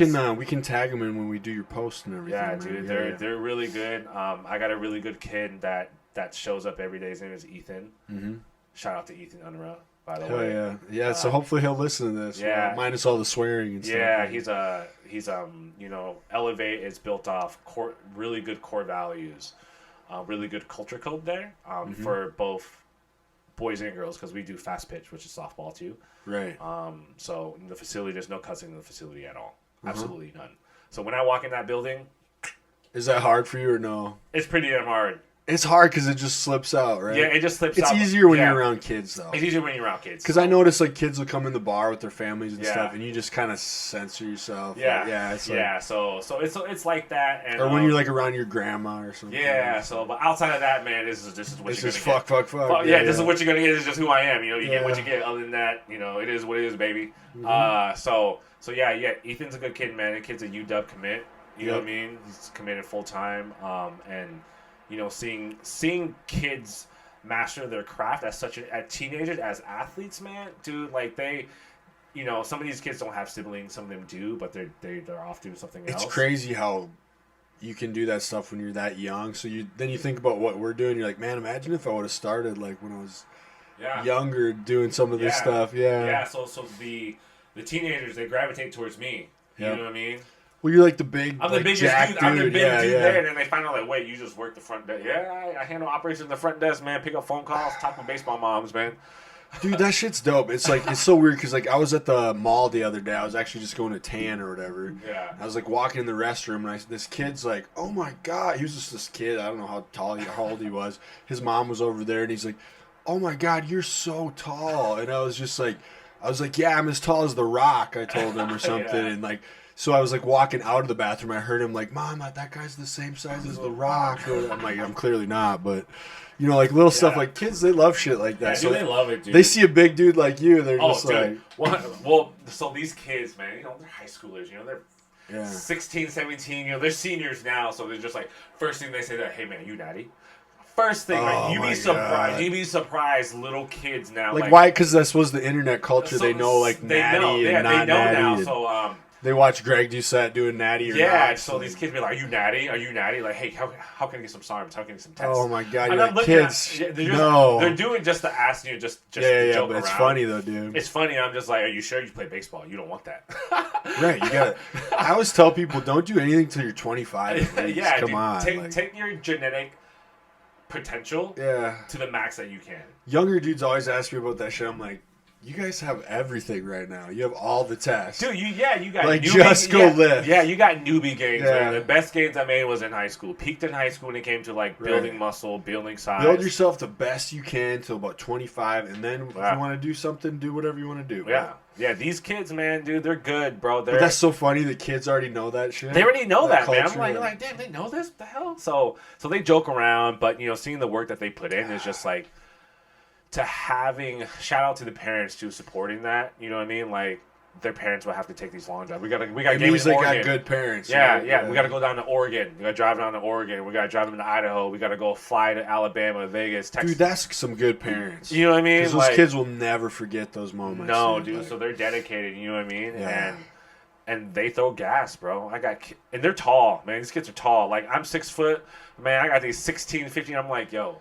Dude, like 2 years, they'll be like sumo deadlifting like 700 pounds and shit. Oh, yeah, 100. I see that all the time in the gym, like these little skinny dudes. I'm like, man, I just like pulled that. It took me forever to get that. Yeah, dude, they're just strong. But it's like, it's just what happens when you start younger, when your genetics are good. And it's like, it's cool, man. Yeah, man, dude. I love seeing it, Yeah. But no, dude, that's really cool, man. Like, it's just, you don't know how many people's lives you're like positively impacting. Yeah. It's wild, man. Yeah, so I always, lit now is just like do whatever you can to always impact somebody. Because sometimes I think about it every once in a while, like, man, like, who have I impacted if I'm gone? You know what I mean? Yeah. And it's like you want it to be good. Yeah, like, I want it to be 100% the experiences people good. have with you, or if you're out in the world doing something, I feel like you want it to be a positive. Like, what's the point if it's not? Yeah. Like, you know what I mean? Like, I don't know. Yeah, it's like I rather put positive energy towards good things, and then the stuff that gets you upset, like why waste that energy? You know what I mean? Like Right. it takes more time and energy to be mad and to be happy. Yeah, that's like how you kind of know where you are, like in the world with like yourself. Is like you get in like a traffic incident, Yeah. or like somebody's driving like an asshole. It's like, do you like start yelling or get mad, or you just like, you know what, it's not worth it. Yeah, Like yeah. that's how you kind of know where you're at, like mentally at any time, man. I Yeah, so feel. it's kind of like when people are trying to merge it. Oh yeah. People freaking hate that. You know, they'll come all the way up here and then try to. I just let them through. I'm like, all right, man. Just let them in. I just let them Hey, in. it's not worth it. It's not worth it. You know, and we're all going home. It's nothing. It is what it is. Yeah. Do I wish they didn't do that? Yeah, but. Yeah, you just do it. Whatever, man. Yeah. I know that stuff's just not worth it. It's like, I don't know. That's so funny because like Zach always goes on his Instagram and has like some of those like traffic stuff. I always love watching that shit. Oh yeah, dude. He'll talk about like people getting pissed off and all that. They're funny stories, dude. Yeah, his IG stories. Yeah, yeah. But Zach spits like really good educational knowledge. He does. That guy is like a no bullshit. Yeah. He's very open and honest and like. I think everyone should be. I think that's pretty cool. You know what I mean? Because like you allow to present yourself like this is who I am. And he's very like science based. Yeah, 100%. You know what I'm saying? Yeah. I love that, man. Well, because you have to understand, there's two type of folks when it comes to a subject matter expert, right? So like, one, either they're educated, yep, or they're intelligent. Yes. Right. Yeah. It's really rare to have people that have both. Right. You know, but people confuse intelligence for like there's street smarts and then there's like book smarts. book smart, yeah, exactly, right. So there's a fine line. So when you talk to certain people, they're like, oh yeah, this guy's pretty educated, but they're not pretty damn intelligent. You know there could be somebody super educated that's not that intelligent. I know what you mean. Yeah, I had a couple people. I know a couple people like that person. I'm just like, you're not the brightest dude in the toolbox, but That is true, man. That's a funny phenomenon. I've seen that too, actually. Yeah, you're like, hold up, wait, what? How did you go to school and all this shit? Man? Yeah, dude. Man, that's funny. Yeah, people are just like that, but it is what it is. But yeah, man. So what? In the next year, are you planning on doing a show soon? Emerald Cup. You're gonna do Emerald Cup coming up. Emerald Cup coming up. We settled for that. That's so dope. One, it's a revenge show, I guess you could say. Yeah. Because it was the very first show I did. Right, but now you put on all this size, so when you get lean, you're gonna come back with a much better package. So, and you've had all these years to kind of figure, like you said, fine tune all the diet and all the stuff you've been working on. JD talked with my coach. He's just like, by the time you get to Emerald Cup, you'll have a pro level physique easy. Oh, I think so, dude. Yeah. And that's not him just because I'm an athlete, but JD, very cut and dry, straight to point, call it how it is. If you look like shit, he'll tell you look like shit. Right. You know what I mean? So that's what you want in a coach. That's what you want. Yeah. And that's what I want my friends to fucking tell me. I don't want to be, oh man, you look fucking good. Tell me I look like shit that tells me I need to work harder. Yeah. Your real friends will. Yeah, your real friends will. Yeah, exactly. I'm not going to say like, hey, you can put a little more work. You know what I mean? You look like, just do a little more. Well, the thing is, too, like, when you're not working hard. Yeah, you know. You know what I'm saying? Like, yeah. Like, when it's not quite, like, because when you're working hard, you feel like, you know what you're doing. You know you're putting in work, and you just feel comfortable with yourself. I mean, we're always critical, but when you've been working really hard, it's harder to, like, bullshit because you don't need to. You don't need to. Yeah. You don't. You didn't prove anything to anybody. So, Emerald Cup. Once Emerald Cup, depending on where we place. And I already came to a consensus with myself that whether how I place an Emerald Cup, this is like my last show. And is there a specific reason? You just don't want to do it anymore. I just want to do it anymore. You know what I mean? It's hard, isn't it? It's hard, you know what I mean? So like I want to be able to, now my son's at this age, I want to be able to like travel with him. Yeah. You know what I mean? Yeah, and when you can travel, but you kind of can't. You kind of yeah. So Emerald Cup, depending on what we do there, and I'm ready. If I win or lose, is whatever. If we win, cool. Then we go to the next step. So we're taking it one step at a time. Now, but hey, I'm gonna start doing it and have like 4 or 5 shows lined up. And you're gonna be totally okay with that. Yeah. Yep. I feel like you will, man. Yeah, that's like. Yeah. So we win. If we win everything, then we go into nationals. But it's like everything else is good, so it's like this is a thing you're gonna do. But it's like you have this dope job that you get to work on shit you're super passionate about. Yeah. You've got your relationship with your son going good. Your relationship with yourself is going good. So I can see where like you know the right time to kind of hang it up. Yeah. And that's up to you, man. Yeah, and that's all it is. So it's just like, people's like, man, so you already made your mind with you. I'm like, yeah, I don't expect anything to come out of it. You know what I mean? Like, yeah, everyone's high expectation. I just take it how it is. I don't pick the shows. You pick a show, I just show up and win. You know what I mean? That's just my mentality. Show up and win. If I don't win, okay, whatever. At least I showed up and showed up. But you're going to put the most amount of work you can. Yep, 100%. Yeah, man. Fuck. Yeah, that's exciting, though, man. But then, so when you do kind of like, say you don't go on, it's your last show, what does life have in store for you after that? After that, I want to focus. Yeah, so I'll still be around the scene, but I just want to focus on longevity at that point. Yeah, because sometimes the stuff that lines up with bodybuilding doesn't actually line up with longevity health-wise. Yeah. So, like, people will see us or, like, people that work out a lot, and they get this idea of, like, and it is, like, we are definitely healthy. Like, there's things that are very healthy about bodybuilding. Mm-hmm. It makes you super, like, able to withstand so much more in life than a normal person could. Your body's just more functional in certain ways. Mm-hmm. But, like, if you listen to, like, a longevity scientist talk, I mean, it's definitely not bodybuilding. I mean, it's going to maybe even take some years off your life. Yeah, exactly. Yeah. So the whole goal, once everything's all said and done, just focus on longevity, focus on being an athlete. Yeah. So restructure my splits, my training program to be more athletic. More athletic. Start doing like conditioning and start training like an athlete like I did before I started doing bodybuilding. Yeah, because I was like reading too about like sarcopenia and stuff, like how you start losing your type 2 muscle fibers and everything as we age, and it's like, but if you keep using it, you don't lose it. And I'm like thinking about that, like when I used to be a pro wrestler, I was like, how much more jumping and like lateral movements and like just overall athletic stuff, and like now that I'm just lifting all the time, like I feel it's A to B. Yeah, I feel good and I can look really good, but it's like I'm not getting those kind of like, I'm not doing box jumps or like kettlebell swings, the stuff I used to do when I was wrestling. And when you're wrestling, it's like, every weekend you're either training or you have a show and you're doing like fucking rolls, you're taking body slams, you're moving your body in all these different ways, you're getting fucking clotheslined over the rope, and like your body gets really durable. Yeah. And now I feel like I'm in good shape, but my body's not as durable in that sense. Yeah, exactly. You know what I mean? Like, yeah, because I don't like being like heavy. You know what I mean? I don't like it. It's cool that you're big, but at the same time, it feels uncomfortable. It's uncomfortable. Like again, like earlier, I was just sitting here sweating.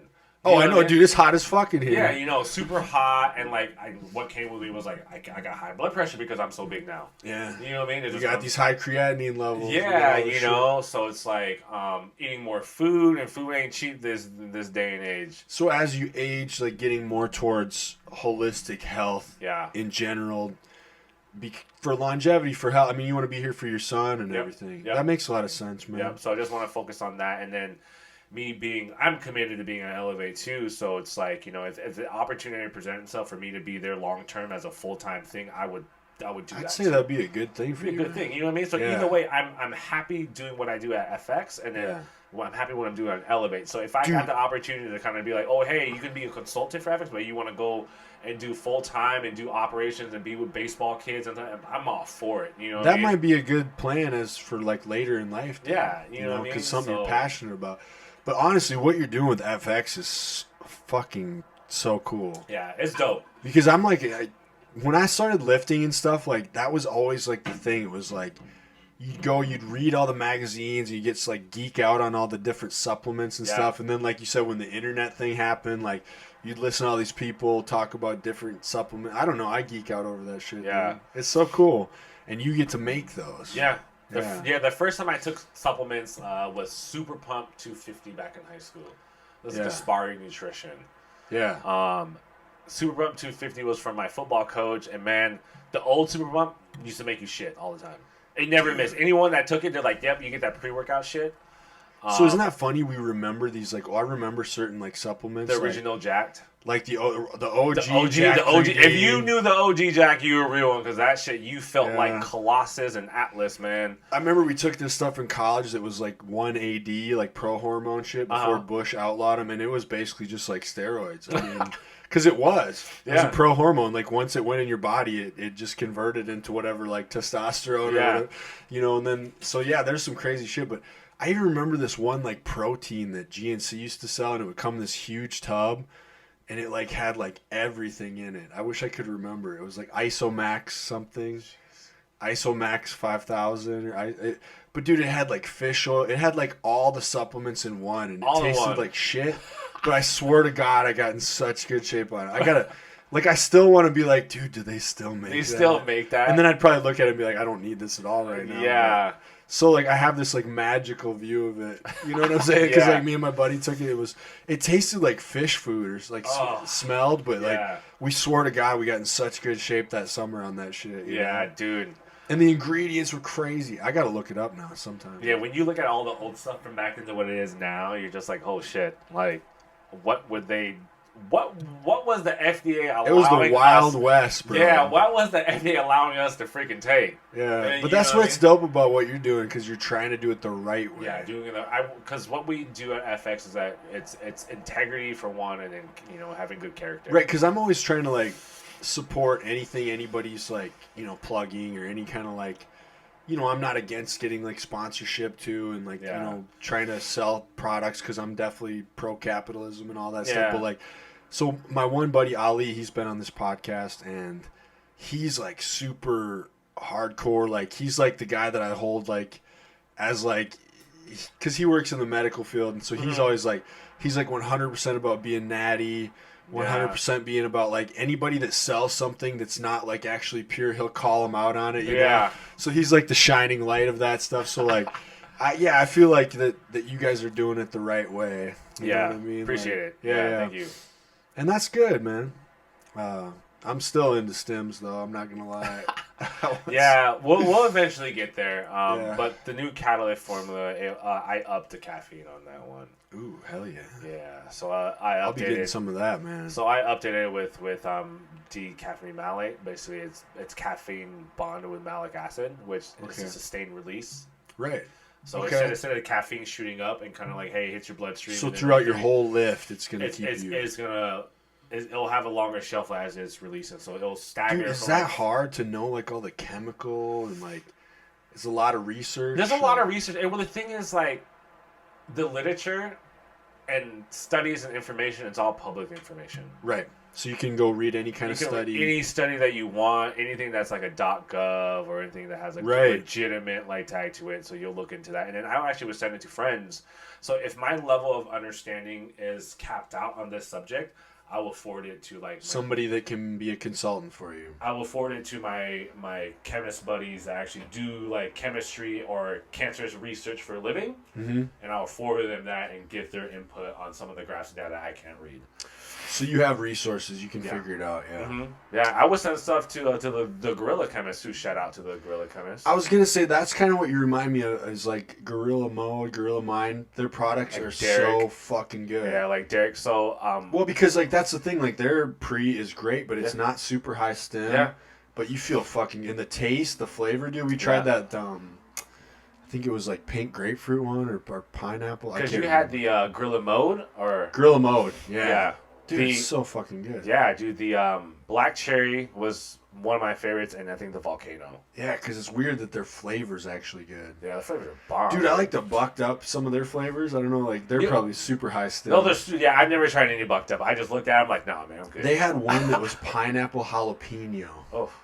So, it actually tasted spicy. It was delicious. That's weird. I love spicy. It was weird. I've never seen a pre-workout like that. That's weird. Pineapple jalapeno bucked up. Shout out. It's fucking good. Might as well have a pickle bag or some shit. Dude, it was so good. Something about the weird, and something about spicy makes you feel jacked up to lift. You know what I mean? Yeah. I don't know. That's dope, dude. But I'm a nerd for supplements, dude. So that's pretty cool. We should actually have you on here again. We'll dude. I talk love more about sups, man. Yeah, man. It's all about just educating the consumers. Is basically what our whole story is to. When you're taking these products, I want to educate you guys on why you're taking them, the benefits from it, but also doing everything in a safe manner, right? Is to give you the education from it. Well, I think that's huge. Just like that. But people don't want to take the time looking at it all. They're like, oh, I see all these references, and they're like, no, man, we just take it by it. Yeah, but say you are somebody that's been lifting for a while, and you get to a level where like you become a sponsored athlete, and you get like an FX Subs or something that's gonna sponsor you. It definitely makes you feel better if you know that the company has that kind of moral code where they're, you know what I'm saying? Because like it gets attractive to like want to sell anything, you know, because you want to make money, but it's like it just makes you feel better if you can stand behind the product and be proud of it. Yeah, you know what I mean? Yeah, 100%. So that's pretty dope, dude. Yeah. We're going, man. We're going out there. It just takes some time, right? You guys are definitely doing good, I think. Yeah. I've enjoyed it. Yeah, I mean all of it, just like the packaging, all that shit. Yeah, packaging. You know, we're still sponsored the Emerald Cup this year. That's dope. You know. Yeah, that's huge. We still got that. And then, you know, obviously we're at Body Shop. Obviously we're Body Shop. Buy FX Subs there. That's you know, home gym. Well, it's kind of nice because like if you don't have some pre-workout on you or something, it's like right there. It's right there. You're already at the gym. You're like, shit, I forgot my pre-workout. It's so great. You can just buy it there. Yeah, just buy it right there. Convenience, man. Or if anything, you just go to the warehouse up the road. Well, for you, yeah. For you, just pick it up, because like people don't realize that you can actually do like pickup from like our place. Oh, nice. The warehouse. So you could actually go there and just shop like you're. Yeah, and be like, oh, hey, I'm here to pick up. Yeah, just come up and we'll pack your order right there to go. Hell yeah, dude. Yeah. That's awesome, man. That's probably a lot of. There's like a whole. Because where are you shipping out to? Like how many states do you guys ship to? So we ship domestically here in the United States. We don't ship to Canada. Yep. Shipping to Canada is freaking difficult as shit. Okay. There's a lot of regulations for them. Oh, I imagine going across the border. And then we actually ship some products, surprisingly internationally too, every once in a while. Okay. That is wild, yeah. Yeah, so right now we're trying to register, we're in the process actually of registering FX over in Iraq and Egypt. Nice. In the Middle East. Yeah, man, that's awesome. Wow, that's so cool. So it's just growing a lot, huh? Yeah. Yeah, man. Well, shout out to that. Dude, it's hot as fuck in here. Dude, I know. We need some pre-workout right now. No, it's too late for that shit. It's too late for that, man. Yeah, man. Well, what else do you got? Let's see. So, I guess leading up to the show, we still got you. I'll ask you about like, what does your training and diet look like, kind of right now? Right now, so I build my training block around my son's schedule. Yep, that makes sense. So on the weekends I don't have him. I'm training 5 days out of the week. So I'm doing legs, push, pull, legs, push, pull. Got it. That's 6 days out. So do you put your biggest lifts on kind of the weekends? Well, I do Sundays because like on the week. So say for example, on the weekends I have him, right. I typically drop him off on a Sunday, and when I drop him off on Sunday, I lift. Right. So I do legs. I get him out of the way. So I'll do legs on a Sunday. Mm-hmm. Push. Normally is push. Sorry, push on a Sunday, legs on a Monday, and then pull on a Tuesday, and I rest Wednesday. Yep. And then I'll do another push, pull, or legs, depending on what it is. Because this whole off season, I was like, I want strong legs. You know, I want bigger legs. Twice a week. So I did it twice a week. So I will only do pull once a week. Right. Because in my opinion, from what I've seen, I right now I do push twice a week, legs twice a week, and pull once a week. Okay. So, I do in that fashion because I think I got good development in my back anyway. Right. I just need a much fuller rounder chest, which I know that's the most hardest thing to freaking do. So for you, back's good. It's more chest and legs. Yeah, I just want bigger legs. Yeah. So I worked hella hard this whole year of. This is the time to do it when you're like up to 230 pounds. That's where you're gonna get big legs. So I changed my scope of focus. I'm like, you know what? I want to squat 405 for reps. Like I want 405 to be my 135. Right. You know what I mean? Shit. You know what I mean? So like, Right now, I'm at 365 for reps, and I'm scratching. Like Yeah. I'm there. Like I'm almost there. And I know it's like I want 405 to be like my 315 right now. Like yeah, I can do like yeah. 6 or 8 So of I them. was talking, and I do everything without a belt. Oh, so beltless, no belt. Beltless, yeah. So I was talking with Zach the other day. He's like, "Do you do this with a belt?" No. He's like, "Oh, dude, if you had a belt, you could easily do 405." Right. He's like, he told me that too. He's Yeah. like, man, if I just worked with you a little bit, I could. He's get like, you to borrow 405." my belt. He's like, borrow my belt. Come in, body shop. We'll do 405. He's like, I'm pretty confident you can do it. I'm pretty confident I can do it. Yeah. So I want to be able to do 405 for reps. Okay. So that's been my goal the last two and a half months. Do you have a preference why you don't do belt? Just because of the benefits of like core stability, or you just don't think you need it? Or I just don't need it. Okay, right so now. you just don't feel like you need it. I have good form as it is. Yep. I know what I need to do. I don't have any issues doing with it or without it. Got it. I mean, Got it. if it's there, it's there. If it's not, it's there. So Yep. So that was my main focus. Like that's for my leg development now, and then for my push days. For me now, I was like, okay, cool. You know, it's kind of like the same thing, right? Like everybody wants a rep 225 like it's 135. Yeah. You know, so at the facility yesterday, I had a light push day.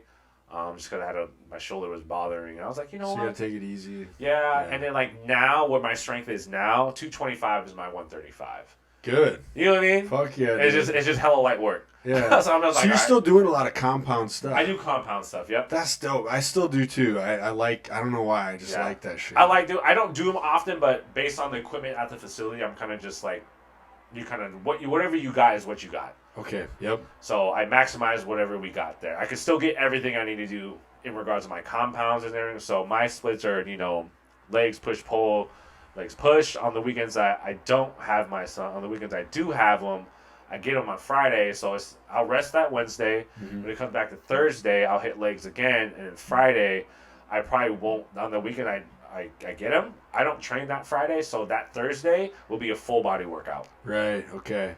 So yeah, you work it around. So I'm working around his schedule. So you just have a lot that you're juggling, man. Yeah. So that's pretty awesome. So does a lot of that come down to like time management? All time management, everything. So you've had to basically become a time management expert, I feel like. Yeah. Yep, everything. So scheduling around him, and then on the weekends I don't have them, I try to schedule things around friends and family. Normally I'm just like in the house just doing my own business. I'm like, all right, man, I just want to be away from the world. You need some downtime too. You know what I mean? Yeah. So on the weekends I don't have, I don't know what to do.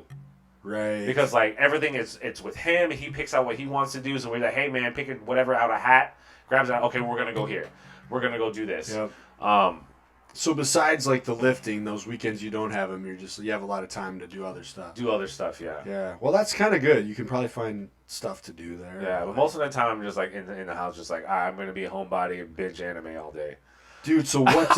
What shows should I watch with anime? So right now, what just came out? So the new Bleach just came out last week. Okay. Okay, if you're into Never Bleach, seen it, but I'll check it out. catch up with it for the new one, and then there's a new one that just came out. I just watched it yesterday for the first. Yeah, give me because like really, my favorite thing is Berserk. That's like always Berserk. Oh yeah, speaking here, there's Chainsaw Man. Okay, Chainsaw Man. That's what you gotta I'll watch. check that out. It's Is that brand new. Netflix? No, it's on Crunchyroll. Oh, on Crunchyroll. Okay, Yeah. If you're on Netflix, you'll see like Demon Slayer. Yeah. My Hero Academia just came out. It just restarted. Okay. My Hero is really good. Jujutsu Kaisen is really good. I feel like watching that stuff is like goes hand in hand with like lifting. 100%. Because like when I watch it, it just makes me feel like I want to be a better person. Yeah. You know what I mean? It's like something. Because a lot of people don't give anime a chance. Like, I can't get into reading subtitles, but that means you just can't it's read. fucking great, man. It means you just can't read. Yeah. That's how I see it. But like, anime they always have a good story. And people can relate. It's usually a hero's journey. Yeah, and you're like this little weak guy comes out to being this OP ass character in the end. You know what I mean? And One Piece, I'm a huge One Piece fan. I've been watching it for like 8 years now. I was even watching this new one, the new Tekken thing, based on the video game. I saw it on Netflix. It's actually really good so far. Yeah, like super good. Yeah, I just watched started it. Yeah. So you can watch Demon Slayer. Okay, Demon Slayer for sure. I think they have that on Netflix. And then, you said Chainsaw Man's on Crunchyroll. Yeah, Crunchyroll. One Piece, I've been watching One Piece for 8 years now. Okay. It's been going on that long. Like, it's long as hell. Hell yeah, dude. It's a long ass anime. All right, I'm gonna check those out on Netflix because that stuff I don't know, it motivates you. Oh yeah, One Piece is on Netflix too. Yeah. If you want to watch One Piece, you got a lot.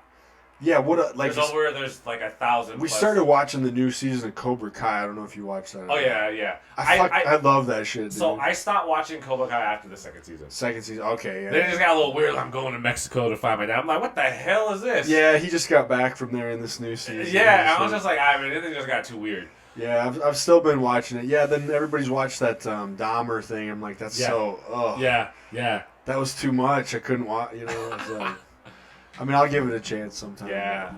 Well, man, I think that's awesome. I really appreciate you being here. Man, I appreciate the invite, We're coming up on 2 hours, so I think that's pretty good. And cool. man, that was like I guess I knew you were an FX athlete. Yeah. And totally did not realize you're the one making the blends. Cause like that's so fascinating to me. Yeah. So we definitely got to have you on again, man. Yeah, I do. I appreciate it, man. It's crazy, and I love to share my story because a lot of people that know me at Body Shop, they know me because they just know me who I am there. Yeah, and you're a pretty impressive physique. You're a big dude, so they know you. Like, yeah. But outside of that, people don't realize that I had a lot of stuff that I did. A lot of stuff you went through too, man. So that's like props to you. Next time there's like two fucking like big dudes in here, though, I'll put the air conditioning. Oh, dude, have to be. Because god damn, it's hot in here, man. It's hot, dude. So, anyways, thank you everybody for listening, and Tony, thank you so much for being here. Yep.